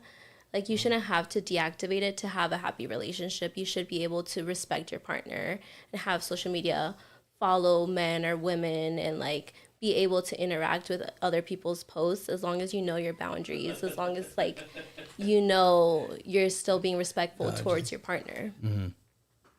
Okay. Girls just want, Estelle said, well, then yes, they are looking for validation and filling up the void through instant gratification, 100%. there you go. yeah, said Instagram will not give val- validation to Go ahead. real women. That's true. It won't. Yeah. Girls just want big penis. All right. Let's all be honest. That's what he says. Okay. You shouldn't have to take down the pictures you had either. You posted for a reason. Oh, I love that. You shouldn't. Yeah. Because I love that. I love that's that, man. That's him being somebody's- insecure. yeah. Bro, listen, that's somebody's chapter in their life, man. That's a memory the that's past. distinct to them. That's That's like, That's acceptance. yeah, absolutely, bro. Yeah. You liked her absolutely. picture. You knew what you were getting yourself into. Like, Yeah. what? That caught your you eye can't- for a reason. You can't fall in love with some OnlyFans girl and then tell her, hey, cut your OnlyFans. yeah, man, what the Like- fuck? That you got to be willing to Yeah. accept them for that. 100%. Let's see. When you're single, what's the difference? Okay, when you're single or not, what's the difference? When you're single or not, what's the difference? What does that mean? Facts. Can you please elaborate on that? All right, I got another question though here. I Let's think see. she means like about her comment. Just kind of going into it. previously. Yeah, I get that. All right. So let's go into. I still says she's referring to the photos. Oh, okay. I got it. Yeah. Okay, so Yeah, but let me what do you think while he said? Ariel's getting his next question, let me interject with this one. Okay, so we're talking about deactivating social media and whatnot. Yeah. But have you ever asked the guy to deactivate the social media and they said no? And why do you think they said no? I never I've have never asked a asked. partner to deactivate their social media. I mean, that would be. Okay, so Yeah, why so would crazy. you expect Yeah. him Yeah. to get off of social media and be low key if you wouldn't expect that of him to do in the beginning? I usually date low key guys. Like, I usually date the guys who have like 200 followers, 100 followers, or no social media. Okay, maybe. So what? Who said that? That was Yeah. fast. Let's let that go. But yeah, usually the guys I date are low key and like they don't have that type of following, and I like it because like they're not connected with like. I mean, they are connected with the outside world, but like they're very just to themselves. They don't care what other people have to say about you. They don't care about other people's perspective. They get their own perspective by getting to know you, by talking to you, by hanging out with you and stuff like that, you know? And also, like, I don't expect the guy to deactivate his Instagram or whatever. Like, I mean, if I deactivated it, it was my choice. I mean, all I can expect from him is that he doesn't follow random girls, you know? Like, I would want him to follow no girls, honestly. Like, But is that It's about the same. I mean, It's about the same. Okay, but so how many guys do you follow on Instagram. They're all her 633 cousins. Well, I mean, I don't follow. I mean, personally speaking, for me, like I would, if he would ask me to take every guy off, then I would. That's crazy. Nah. Okay, hold on. Because you had people in your past here. before Man. I'm you. smelling cap here, and the reason I'm saying that is because how long do you have to be in that relationship for you to say, okay, 2 weeks? I'm gonna go ahead and do this, and deactivate social media. How long you have to be with one person? Yeah, how long do you have to be with somebody to say, okay, I'm gonna go ahead and just deactivate social media? I mean, in my experience, not long. If I like someone, I mean, I instantly know. She's a lover girl. I instantly know if I want to change myself for a person. So it really doesn't have to be long. So okay. So what makes you want to change yourself for that other person? I think it's just what makes me want to change myself is I kind of want it. I want to meet them halfway. Like if they do something like, let's say they take off all the girls, then I'll take off all the guys. Like That's crazy. That's fucking crazy as hell. That sounds insecure as a Why is that motherfucker too. crazy? Nah, Because you nah, have. really, man. Hey, Why come is on. that I think crazy? as long as you didn't Look, like because have anything to do the with opposite them. of that is saying, oh well, if he's gonna mess around with other people, I'm gonna mess around with people too. Yeah, man. It's like So a if you're tit already for thinking tat. about that mentality where you're like, I'll do this if he does that, it's like, bruh, you're not doing it for yourself. You're How doing it to unbalanced spite do you? this Well, hold on, person. but Yeah. I feel How like there's. insecure do you have to I feel like be? there's some level of unbalance there because, like to a point, how insecure you have to be about that. Like, Yeah. That's true. that, If is you're that with even them, is that you're even with them worth 'cause you the trust energy them. to like talk about? I don't know. I mean, I'm just saying, like. You're with them because you trust them. If you don't Yeah. trust them, why are you with them? Okay, at the end so of the day. okay. Another segue. Hold on. What? What do you think? Because I feel like you got something to say. I thought you were gonna talk your shit tonight. I said that. Yeah, earlier. I heard. Yeah, I yeah. heard through the Yeah. grapevine. I don't remember that. What was the question? Man, all right. Okay, Scroll back like 10 hours We're talking ago. about social media and deactivate social media. How long would you want to be with somebody before y'all guys exchange locations? 'Cause personally, I've been with my girl for 2 hours. 6 Give me your years. location. I've been with my girl for 6 years and we don't exchange locations. What? Yeah, man. No, like I mean, Why'd you let's be scream in my honest. ear for that? You have to trust me. You have to trust me enough. 6 to know- years? Yes, you have to trust me enough to know that I got I'm not everybody's gonna be doing location. X, Y, Z. Why? Because I work 46 hours a day. I come home.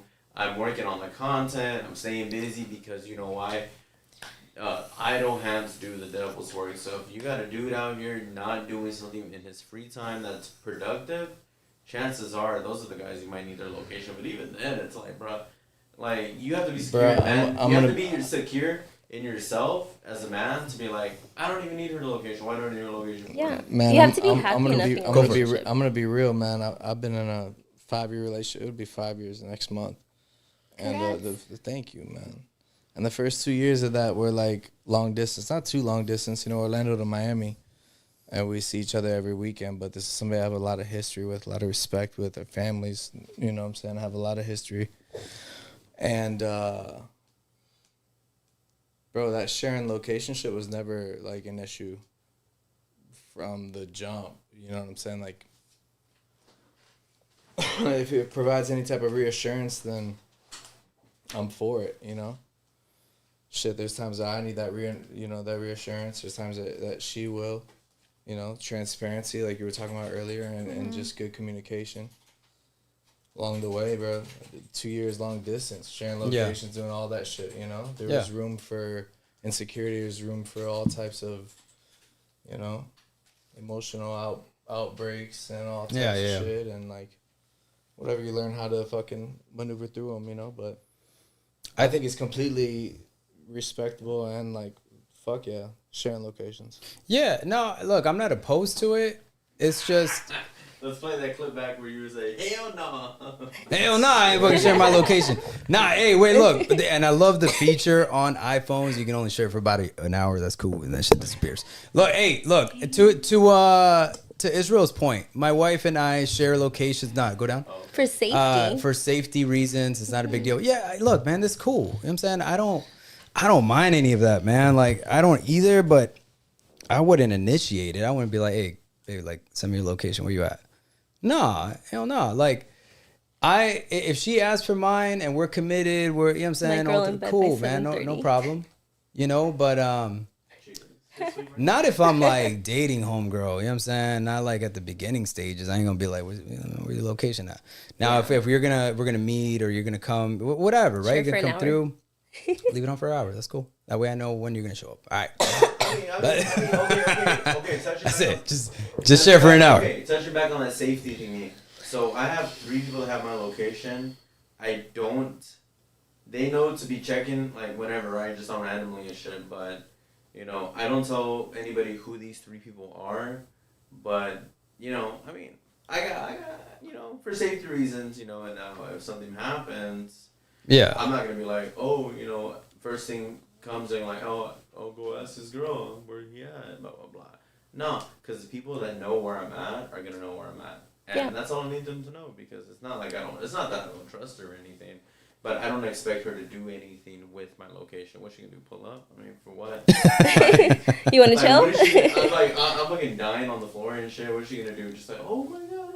Nah. CPR. Nah, fuck all that shit. No, the 3 people that I have my location shared with are people that I know are going to get me out of a tough spot, that I can trust 100%. And that goes outside of the boundaries of a relationship, because yeah, you can be scared, but when, you know, push comes to shove, for lack of a better term, you know, that goes around the relationship and then those people that you associate with that you know are going to have your back. So, I don't know. I don't buy that whole for safety reasons thing. I don't know. I always thought it was more of an insecurity thing, because you can't trust me being moving the way I need to move, and you're going to be checking on me every 10-15 minutes. Like, You don't trust me. Yeah, you don't See, trust me. I share my man. location with a lot of people. Yeah, shitting me, man. I listen. My location has been completely present when I've been in places like I to some people's perspective, I shouldn't be. You know, like my location could be at a strip club at 4 or 5 a.m.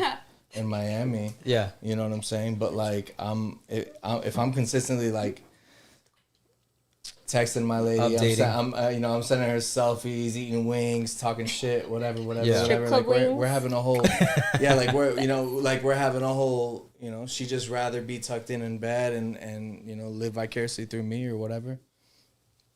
But the sharing location thing, to me, like, like even to Sal's point, like, it's like having a tracker on you. I share it's like having a location with tracker on like you. 23 I don't people. mind. Like, I don't mind the tracker thing is not like a, you know what I'm saying? Where I'm going or where I'm gonna end up is like, you know, you could either be with me or not be with me, but we're gonna end up there either way. Yeah. And then, you know, you can live. But how freely. true, no, for sure. But how, like, sharing a location, doesn't it potentially get a little toxic at times? Like, because, If you let it get toxic. you know, I don't know, because, like, okay, back in the day we didn't have fucking iPhones, location sharing, all that bullshit. My dad pulled up the The map fuck, and like- he was like, my mom right there. Yeah, man. I'm not sharing locations. You know, That was at the cantina at 3 straight in the up, morning. yeah. Hell yeah. The cantina was next door to my apartment, so my mom knew to go next door. That's typical in Mexico, Yeah. yeah, 100%. That's how it is, yeah. Yeah. Yeah, no, for sure. Nah, I get what y'all are saying, man. I personally, again, like, I don't, unless, Like for me, I share locations with a lot of people. I lived in many states and like, you know, lived many lives. So a lot of my close friends from different states have my location. And it's just to make sure like yeah. we're good, we're where we have to be, or if something's wrong. Honestly, not too long ago something happened to me, and like thank God my sister had my location because she sent me screenshots of where I was throughout that night, and I didn't even have my phone on me. So I was able to track down my phone and other stuff and remember what happened to me. Shout out to me for sharing locations with my sister. But even with like a significant partner, like I've shared locations and like we get separated throughout the night, or we go out and like, you know, he goes one way, I go another way with the girls, and like we're able to come back because we're sharing locations. For me, it's more of a safety thing, and for like because I like going out, I like having a good time, and like my partner has to be able to go out and have a good time too, because I like being outside, you know? Yeah. My one flaw, I like being outside. But I make sure I'm outside with my partner and I let them do their own thing. I do my own thing, and we come back at the end of the night. And so for me, sharing locations is not a toxic thing. It's just because we're gonna find each other. You know, I'm not using But it all to it track you takes, down. all it takes is for one person to kind of, not include a certain information about where their abouts are, right? And then But that now it creates. also depends on how comfortable you are with your partner, how much you trust them and stuff Yeah, like that. yeah. You know, if you don't trust them, then of course, like you're gonna be like watching their location like a hawk. Mm-hmm. You know, but if you do trust them, it's like, cool, I have their location. Like for me, I don't even have your location. We live together, bitch. Send that shit right now.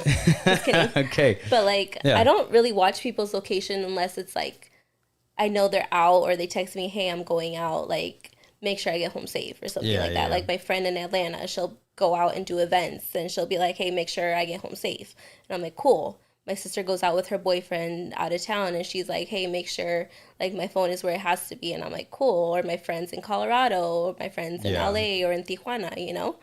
So like, for me, it's making sure my friends are safe, my people are safe, my boyfriend is safe and stuff like that. I get it. Yeah. Okay. If it gets No, yeah. toxic, I'm like, erase that. I don't even want to see that on my phone. Pa' qué? I get it. No, for sure. Okay, let's kind of pivot a little bit into deal breakers and red flags. All right. Okay. So, what's something a guy could do in the first 5 minutes that would Wandering eyes. completely turn you off Wandering eyes. in person? Wandering eyes. Wandering eyes. Yeah. That's why I think all the guys watching, master your peripheral vision.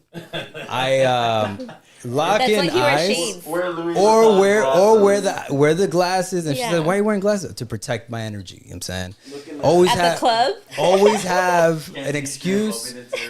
Always have an excuse, and always sell it. It's okay. Alright? That's why I wear Sell shades it. too. So okay, yeah, wandering eyes again. Going back to peripheral vision, right? You're able to lock in eyes with a woman, and you can still see your surroundings. Homegirl passes, fat ass, and all that. I already seen it, but I kept looking at you. You know what I'm saying? That's crazy. So anyway, That's wild. hey, look, man, This I'm is why just. I've been single. What about you? First 5 minutes of meeting someone, what's something that turns you off? Something that turns me off is just the way they interact, you know, like the way that they handle themselves, like The way they treat other people. the way that they treat other people, and like, well, I think what turns me off is how they are with other people, like what's their demeanor, what's Yeah. their, you know, their tone, how are they genuinely nice person, Yeah. or are they an asshole? But then also, like, I feel like sometimes But can you pick up on that in the first 5 minutes? No, you can't pick Well, that's up the on question. that. Like, First 5 minutes. Because even with wandering eyes, you can see if they're judging people or if they're checking people out. Yeah. Or how they look at others, to be honest. yeah. Okay. Oh, can I have one? Thank you. Yeah. I'll be right back. Go to the bathroom? Okay. Yeah. Oh, shit. Ah, damn. Bro, were they stuck on there? What's going on here? There you go. Oh, it's me alone. No, you're good. Treat. The way they Do you guys treat really the just have waiter. this? I think he's got more. You want more? This is gross. No, it ain't. It's 99 apples. You drink it then. I will. Wait, I think there's bottles, little mini bottles underneath one of these fucking. Are they but are they tequila? What are they? Random shit. Can you get your cup real quick? Oh, inside there. Get the tumbler. Oh. Hold that. Hello. Hold the mic. Hold the mic. Oh. Okay, I think they're under that one. They're in that one. That's okay. That's okay. All right. So, first 5 minutes after meeting a woman, what turns you off? Bro. Like you've had It's been 5 experiences? years. Yeah. It's been longer than that, bro. Okay. Like, I was in prison from 2014 to 2019, and then I got out, and 3 weeks later, I was pursuing, you know, my childhood dream girl. Yeah. And fucking been locked in with her. It'll be 5 years next month. And so it's like, I don't know. He knew what he wanted. I did. And the whole approach thing to me, like nowadays, I mean, it's fun to know, but Yeah. what I'd like to see 5 minutes within knowing a woman. Do you feel like you? Adventurous vibes. I'd like to see, Crazy. you know, no, We do need not Joey crazy, sounds. but, you know, spontaneity. So we're spontaneity. Spontaneous. Yeah, spontaneous, but the act of being spontaneous. Yeah. Yeah, open mindedness and like just Yeah. how down to earth somebody can be. Okay. That's what I'm seeing. Talk your shit. Talk you. Shit. Lack of. What about you? Who? What? Me? Yeah, you didn't answer it. The first 5 minutes, No, I would say. no arches in the. No Also, arches in who's the Jose? Hey, Jose. Hey, kick this fool, man. Leave Joey alone. Who is that? Leave Joey alone. Oh, okay. All right. All right. He's cool. All right, Joey. I know you're just talking shit. That's Joey, all shut right. the fuck up. So she knows you. You're cool, man. No worries. Yeah. Hey, look, man. I think the first thing I notice is how do they receive me, right? Because it takes some vetting, even going into the first date that I go through. I don't just like ask someone, "Hey, you want to go on a date?" It's the vetting, right? Like, when I pick you up, do you allow me to be the kind of person that I need to be and lead you or whatever, right? And just do the right gestures as a gentleman? Or, because to me, again, it tells me a lot whether how, level of masculine you are as a woman, or you're going to receive me a certain way. But that's really it. I mean, I'm not too picky. I'm saying I don't really much have a type. You know what I'm saying? I just kind of find it. Not really find it, actually. I don't look for it. It just comes. But, okay, as a single man, can I pick someone's girl for my Valentine's? What? As a single man, can I pick someone's girls for my Valentine's? What does that mean? I don't get it either. It's a crazy question. Okay. Do you have any questions? Any questions for the girls? Let's go. Right now, top dome. Not right now. Let's wait for you to come back. All right. And I then got a question. go for it. All right. Oh no, yeah, that they There's a meant. couple Let's go. topics that you pointed out that you got like super invested in. Yeah. That I'd love to ask a couple questions about, but I'm drawing blanks on what they are. Okay. But there was a couple that, but I would have to like think about it for Yeah. a quick second. Okay, so let's go to reverse memory. So we talked about you deleting your social media. We talked about and we understand why you did that or whatnot. But at what point did you feel like you were losing yourself as an individual because you decided to do that for someone else? And wait, did we ever ask how old are you again? I'm 24. Okay, so one of my good friends, they always mention that women are usually in their prime from like 21 to 25, 18 to 25. 19 to 25. 19 to 25. There you go. There's my good friend who mentioned that. So, with that being said, hypothetically speaking, you delete your social media for this guy or whatever. So, do you think he's the kind of caliber of a man you want to be with long term when you're older? I mean, Talk your shit.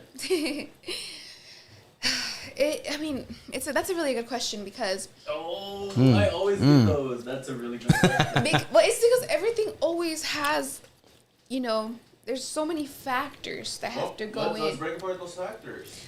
Like, Let's get to it. All right. Like, if they meet me somewhere, but obviously, like, it also has to be in the perspective of, will that work long term? Will it work long term?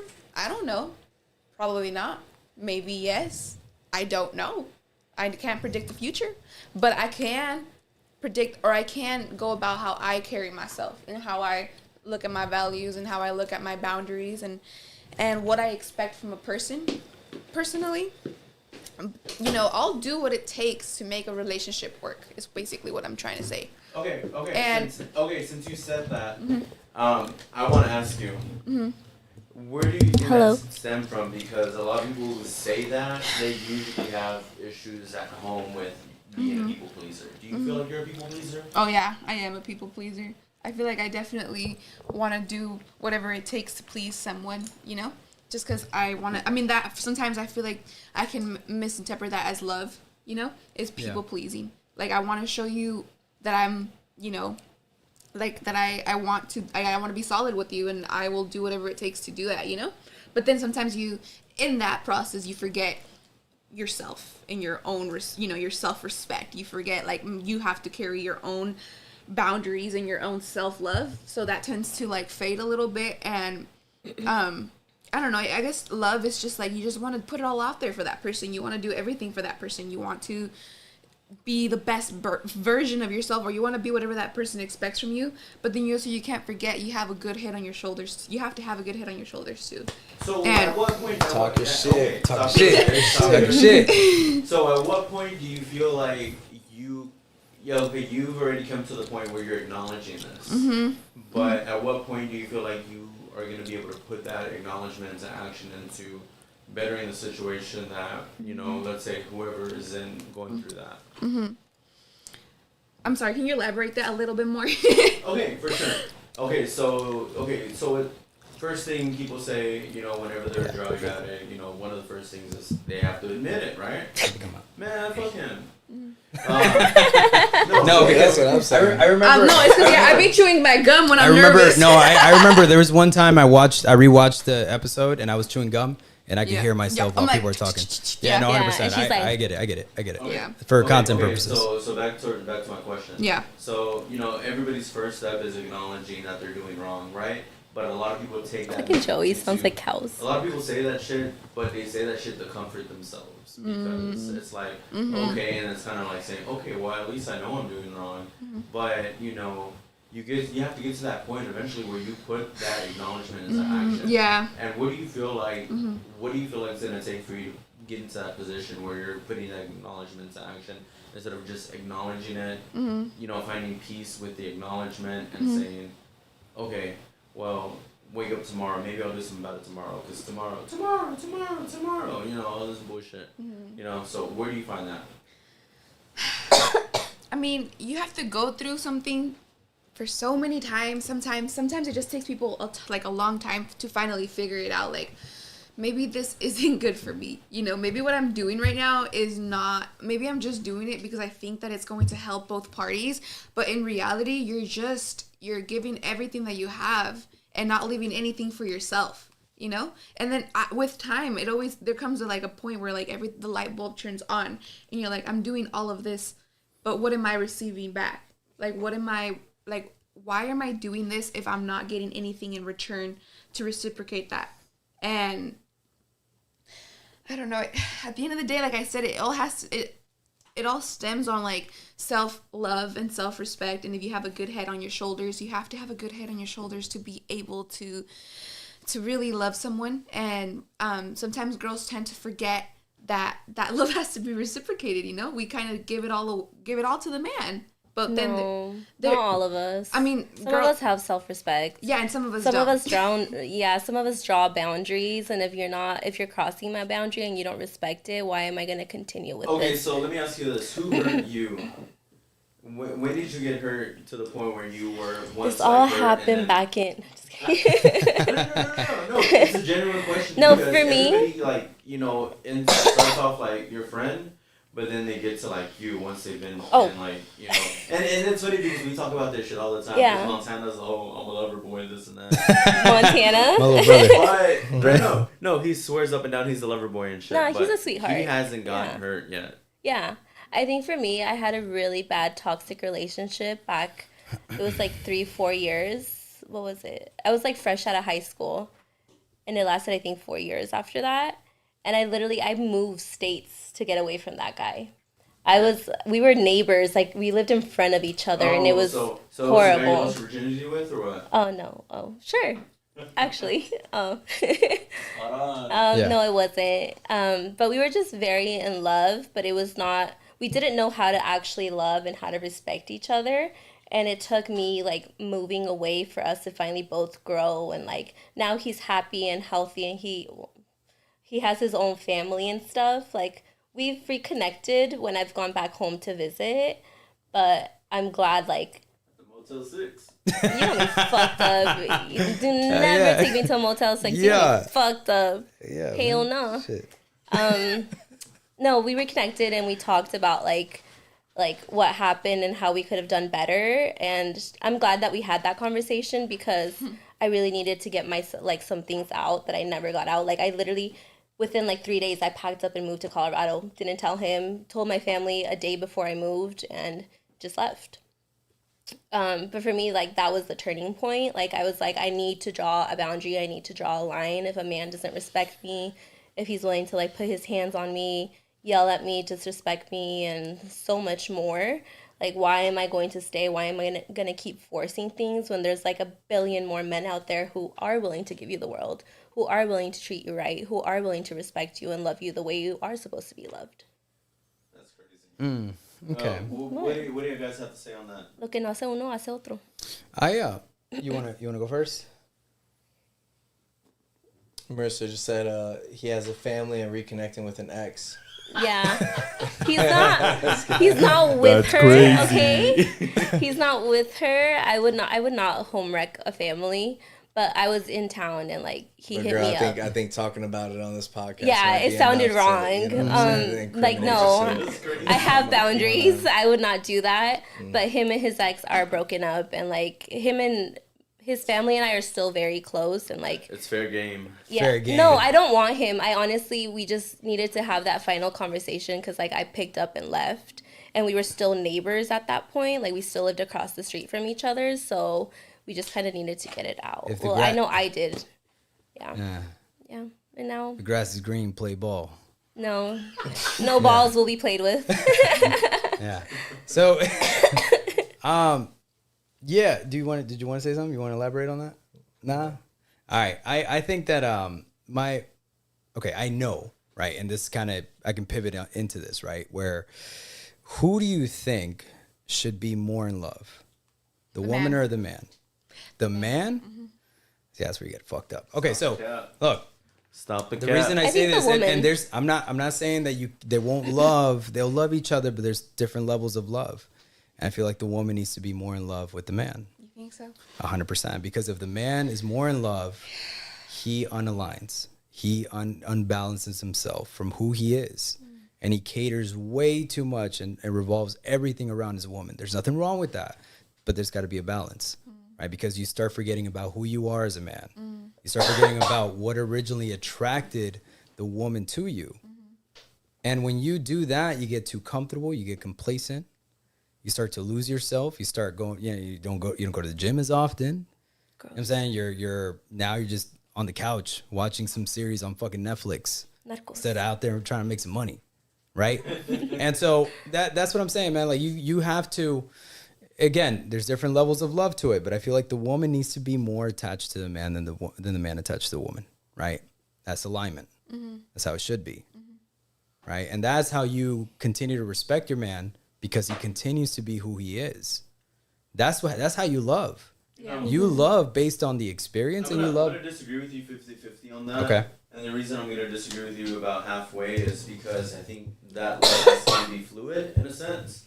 Because if you don't provide your girl with that security, Yeah. in a sense, then she's going to be like, yo, what the fuck is wrong with me? But that's your form of love because you're providing the security. You're doing the things you need to do to continue to attract her, right? 100%, but I mean, Yeah. okay, look at it from this perspective. So what? But what is that? Hold on. Okay, go. Look at it from this perspective.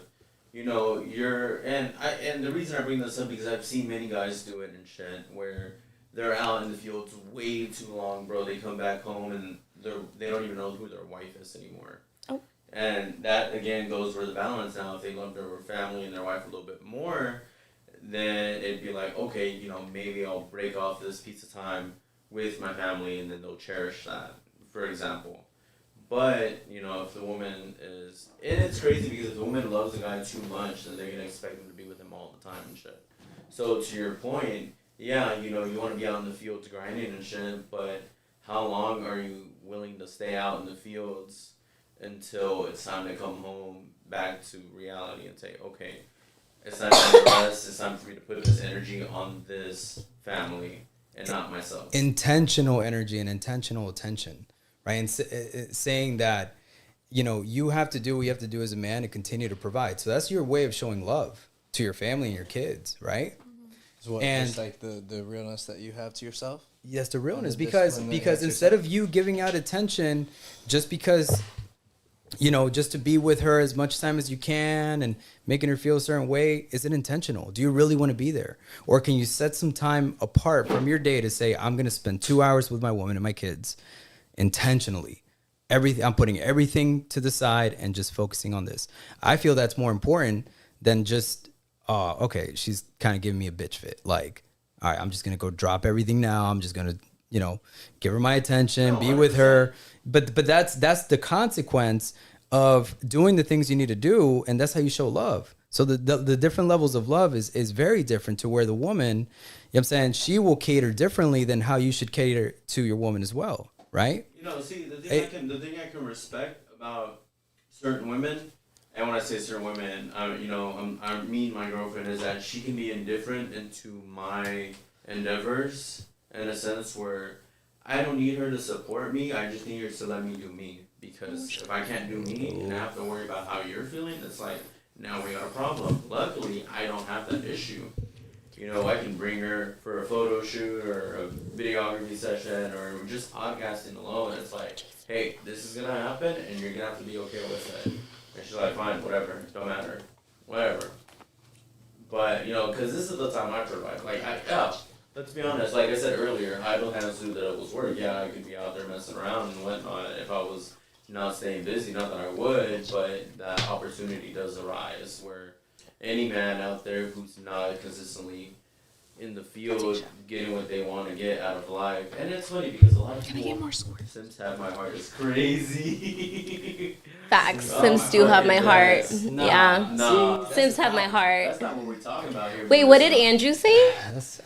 This idea of extra passion, love for a woman can manifest into abuse. Where does a man draw a line when a woman can be psychologically, physically abusive?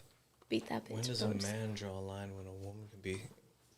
Okay, psychologically, I can answer physically. That. I can answer that. It's like, yo, That's when you don't let you draw the line is drawn where you don't let that man become who he wants to be. You know, because Basically prove my point. Basically prove this point. There you go. And it's crazy because a lot of women out here, you know, they want a man who just works, come home, go to sleep, work, come home, go to sleep. Period. But a lot of high value men are not wired that way. And when I say high value, I'm referring to those individuals who want more out of life, who want more than what their parents had. You know, I've grown up around a bunch of families and adults and whatnot where I see them do the same shit. And they're still doing the same shit 20, 30, 40 years later. It's like, bro, I don't want that for myself. And you have to understand that. I'm not wired like everybody else and, you know, where we're growing up at or the people we associate with working, coming home, sleeping, eating is good enough. That's not good enough for me. And I think that's where you draw the line. Ariel, what do you think? Yeah, no, exactly what you said. And then basically what I've been saying is that if you don't allow me to be who I am and you want me to be this certain person just to align to you, like, that's my line right there. You know, at some point you're going to lose respect for me. I'm going to get complacent. I'm going to feel comfortable. I'm not going to do shit. Like, 100%. You know what I'm saying? Like, eating Doritos and Cheetos and I'm going to forget about my friends? You're telling me to get rid of that? Come on now. Like, my friends is my support system. They're the ones that hold me grounded. Yeah. You know, they're the ones that are going to challenge me in a healthy way. You know, it's wild. It's wild not to cut you off, but like, man, it's wild because sometimes some of those things, they happen so like ambiguously. Yeah. You know, it's not even enough for you to like develop some type of resentment towards, you know, it's just a slow process. Next thing you know, it's 6 months down the road and you're like, whoa. Yeah. You know, like, shit, dude, I'm not doing half the things I used to do. Like, whoa, you know. Yeah, like, 100%. You know, 100%. Look, the balance, the calibration, man, is so important, bro. Brittany said your partner is your support system. Sure, she compliments But it. because of what Andrew said, should each person in a relationship encourage other support system outside of the relationship? 100%. If you don't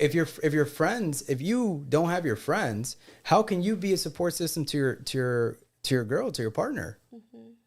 So, absolutely. Right? I mean, shit, you gotta have them. I like getting an outsider's perspective in because sometimes I'm blinded by love or the relationship or whatever, and I can't see what other people are seeing. once I get that feedback, I'm like, oh my God, I never even realized that, you know? Yeah. So I think it's healthy to have relationships or friendships outside of your relationship, as long as you know how to respect it and you know where to draw the line, of course. Okay, so Brittany has a question. I'm gonna go ahead and read it out. She said, "That's why it's important to date a partner that is driven. Going to see what you don't see is crazy." Okay, so I want to piggyback up to what you said, only because where was I going with this? Okay.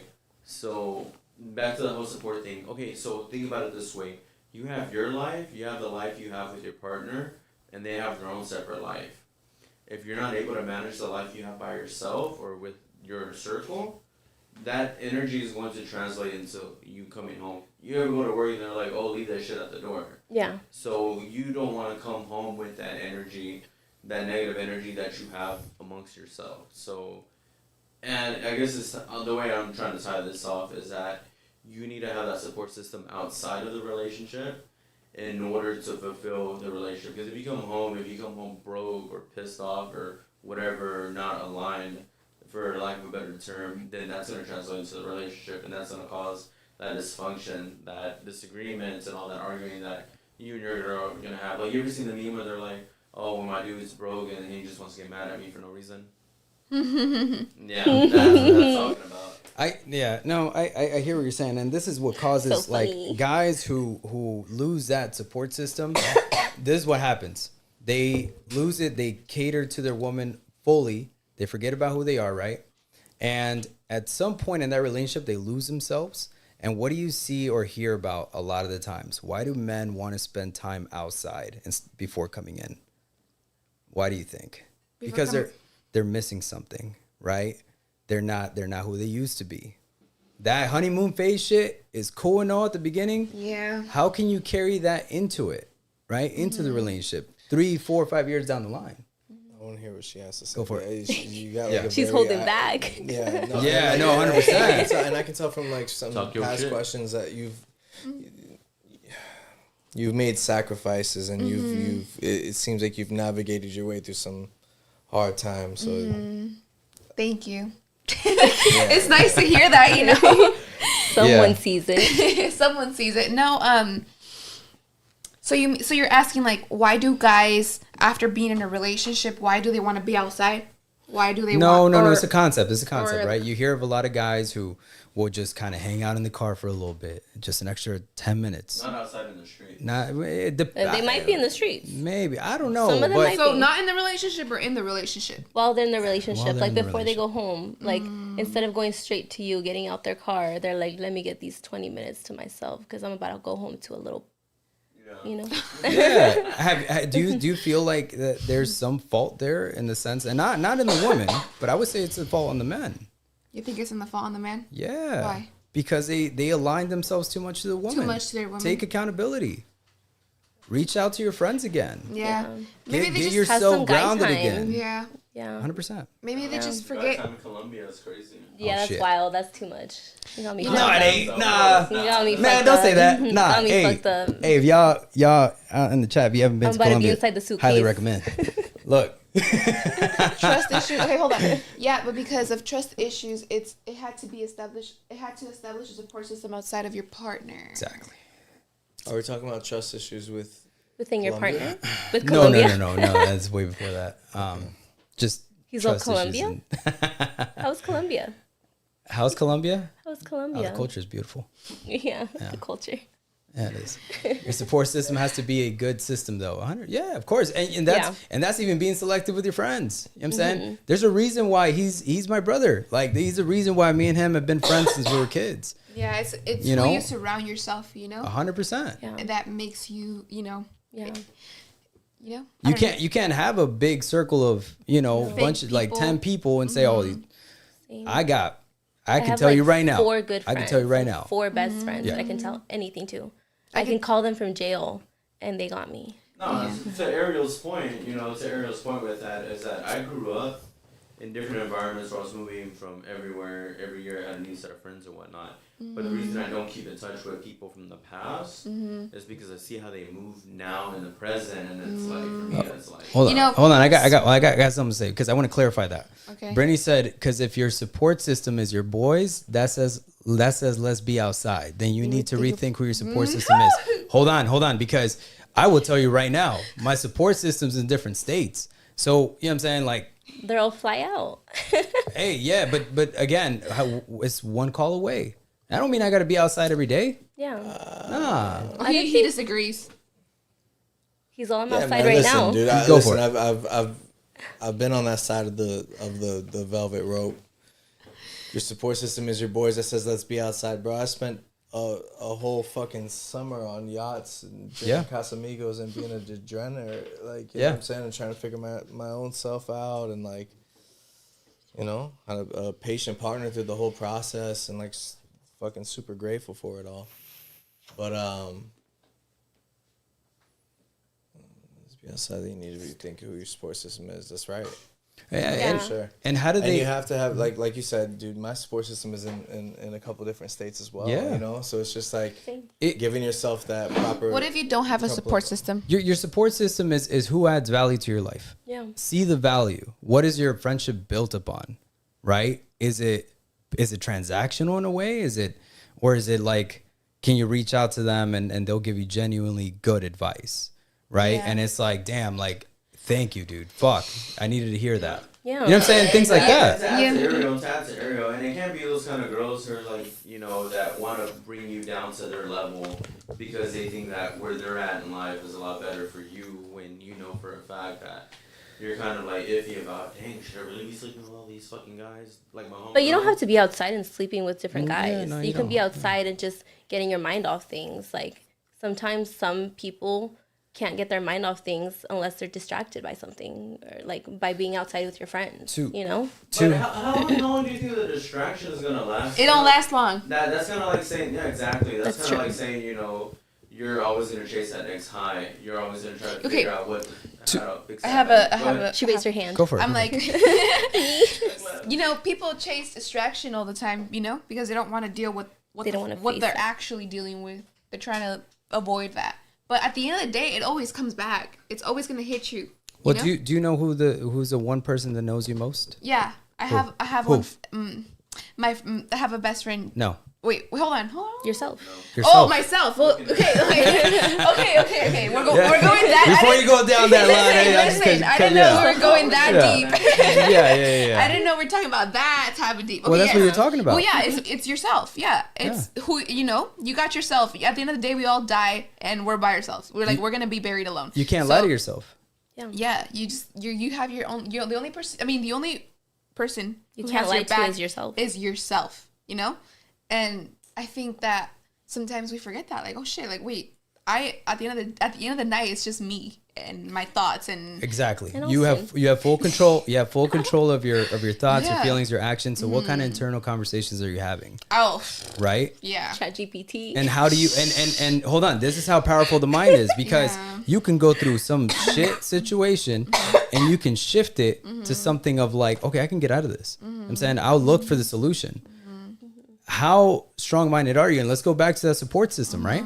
Let's go back to your circle of friends. Yeah. Because they're influencers, They're one way or everybody. another, right? And how do they complement to your life, right? They don't consume. How do they complement to your life? Yeah. There's 4 stages of that. Those 4 stages are, you know, your emotional side, your health, your mindset, and your spiritual. You know, well, the thing is, like, at the end of the day, you have to experience things to have a good head on your shoulders.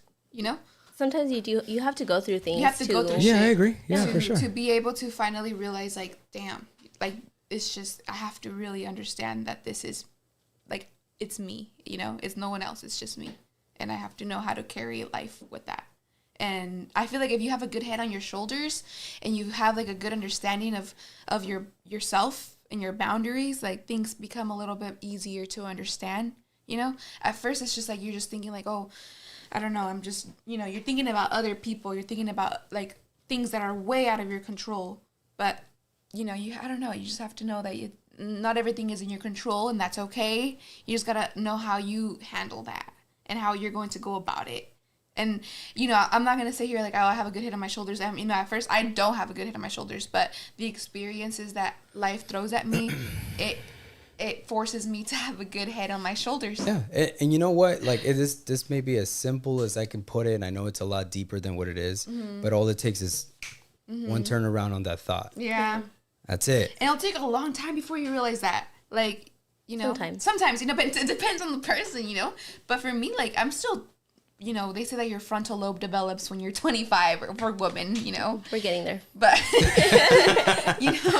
but it will develop eventually, and you will, one day it will just be like, oh, damn, it wasn't that serious. Yeah, it's never that serious. It wasn't that fucking serious. You're putting yourself through all this suffering, through all this mental, burnout. But, You need. No, I think it's important. I'm sorry to cut you off. No, go ahead. I think it's important to understand that even though you end up going through all this stuff, to not let that stuff define who you are.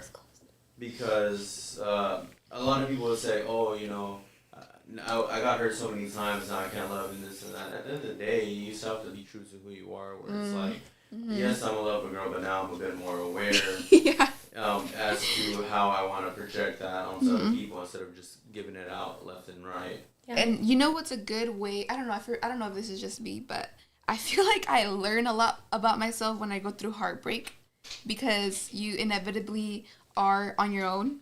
And it forces you to have to think about yourself, because you rely all of your emotions and everything on another person. So when that person decides to fucking leave, you're just alone. But that ties into your vetting phase. Who are you selecting? Are you just selecting just because of how he makes you feel after the first 5-10 days? Well, it's not. Or what is it like? Because again, it's all about. I agree with Brittany. What? Control what you can. At the end of the day, everyone else is going to do what they want.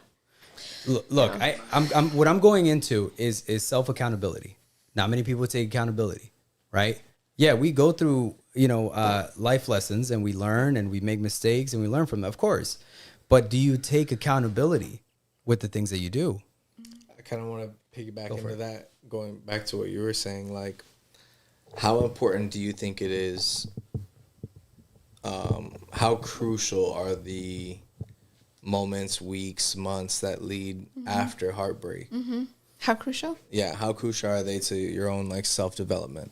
I think they're so crucial. Because you were saying how much change can come from heartbreak and everything like that. Like, can you elaborate on that? Yeah, I just in my experience, I feel like for some reason, I don't know. Everyone is different. But in my experience, when I go through heartbreak, I don't know.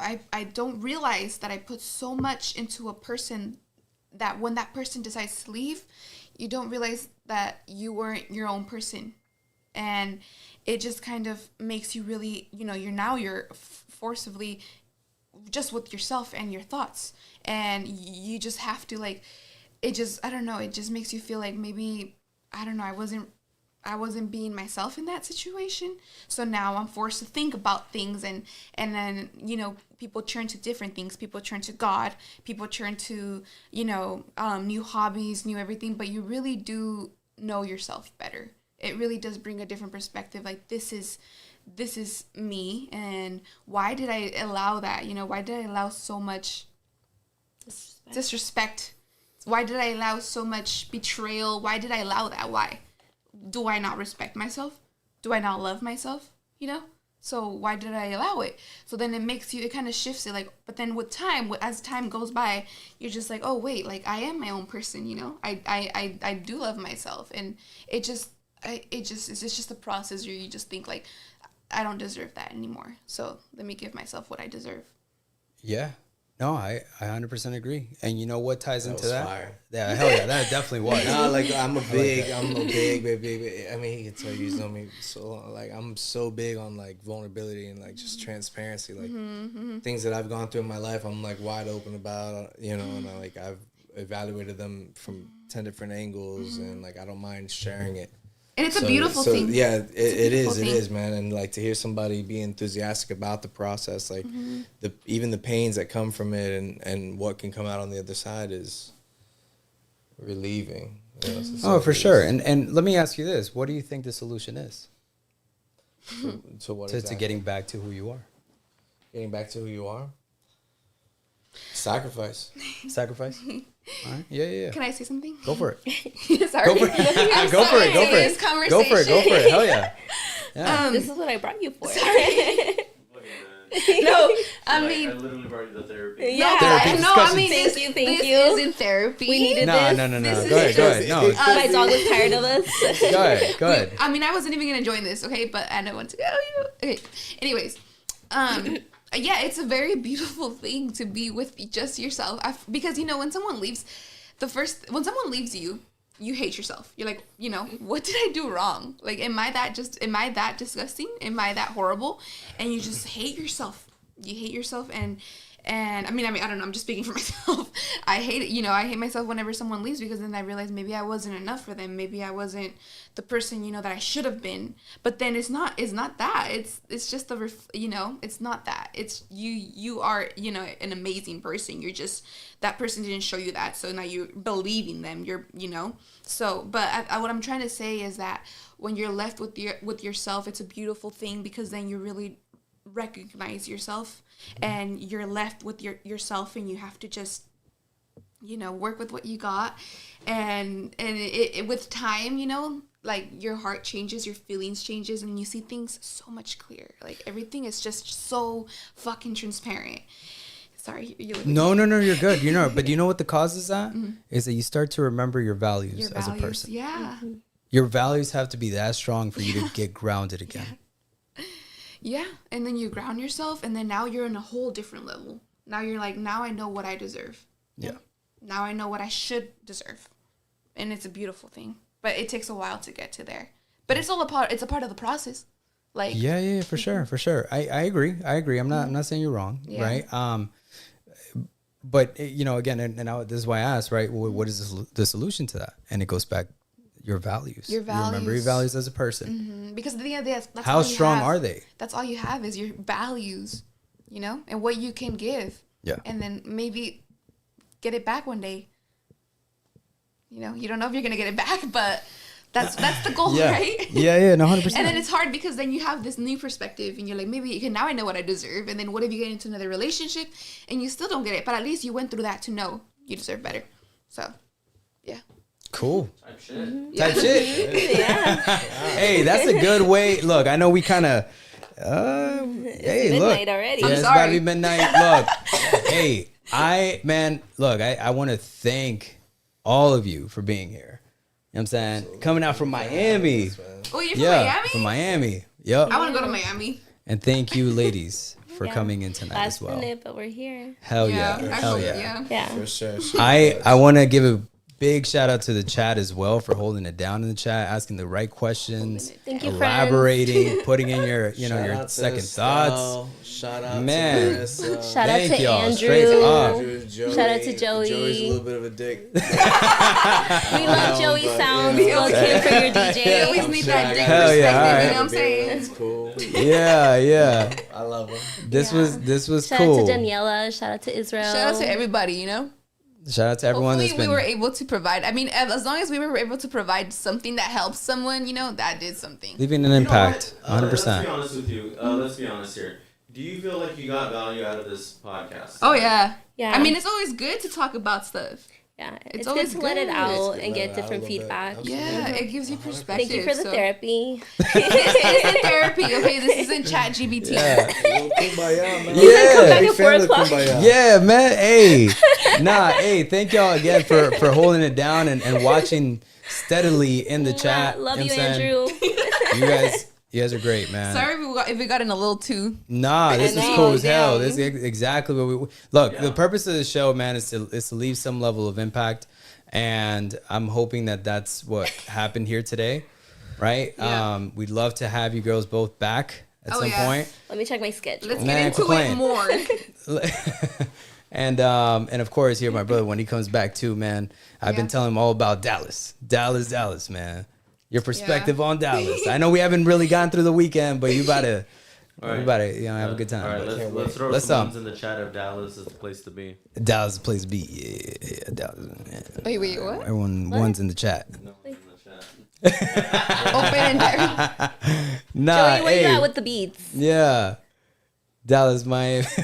Sorry, I'm sorry. Cali, Miami. I don't want to be that guy, man. But nah. Nah, I'd have to agree. Well, I don't know, Miami's I don't know, crazy. that- I love that- Miami. Miami's just. I love beautiful, Miami, man. bro. It's Yeah, great, man. you can't compare. But I'm not gonna lie.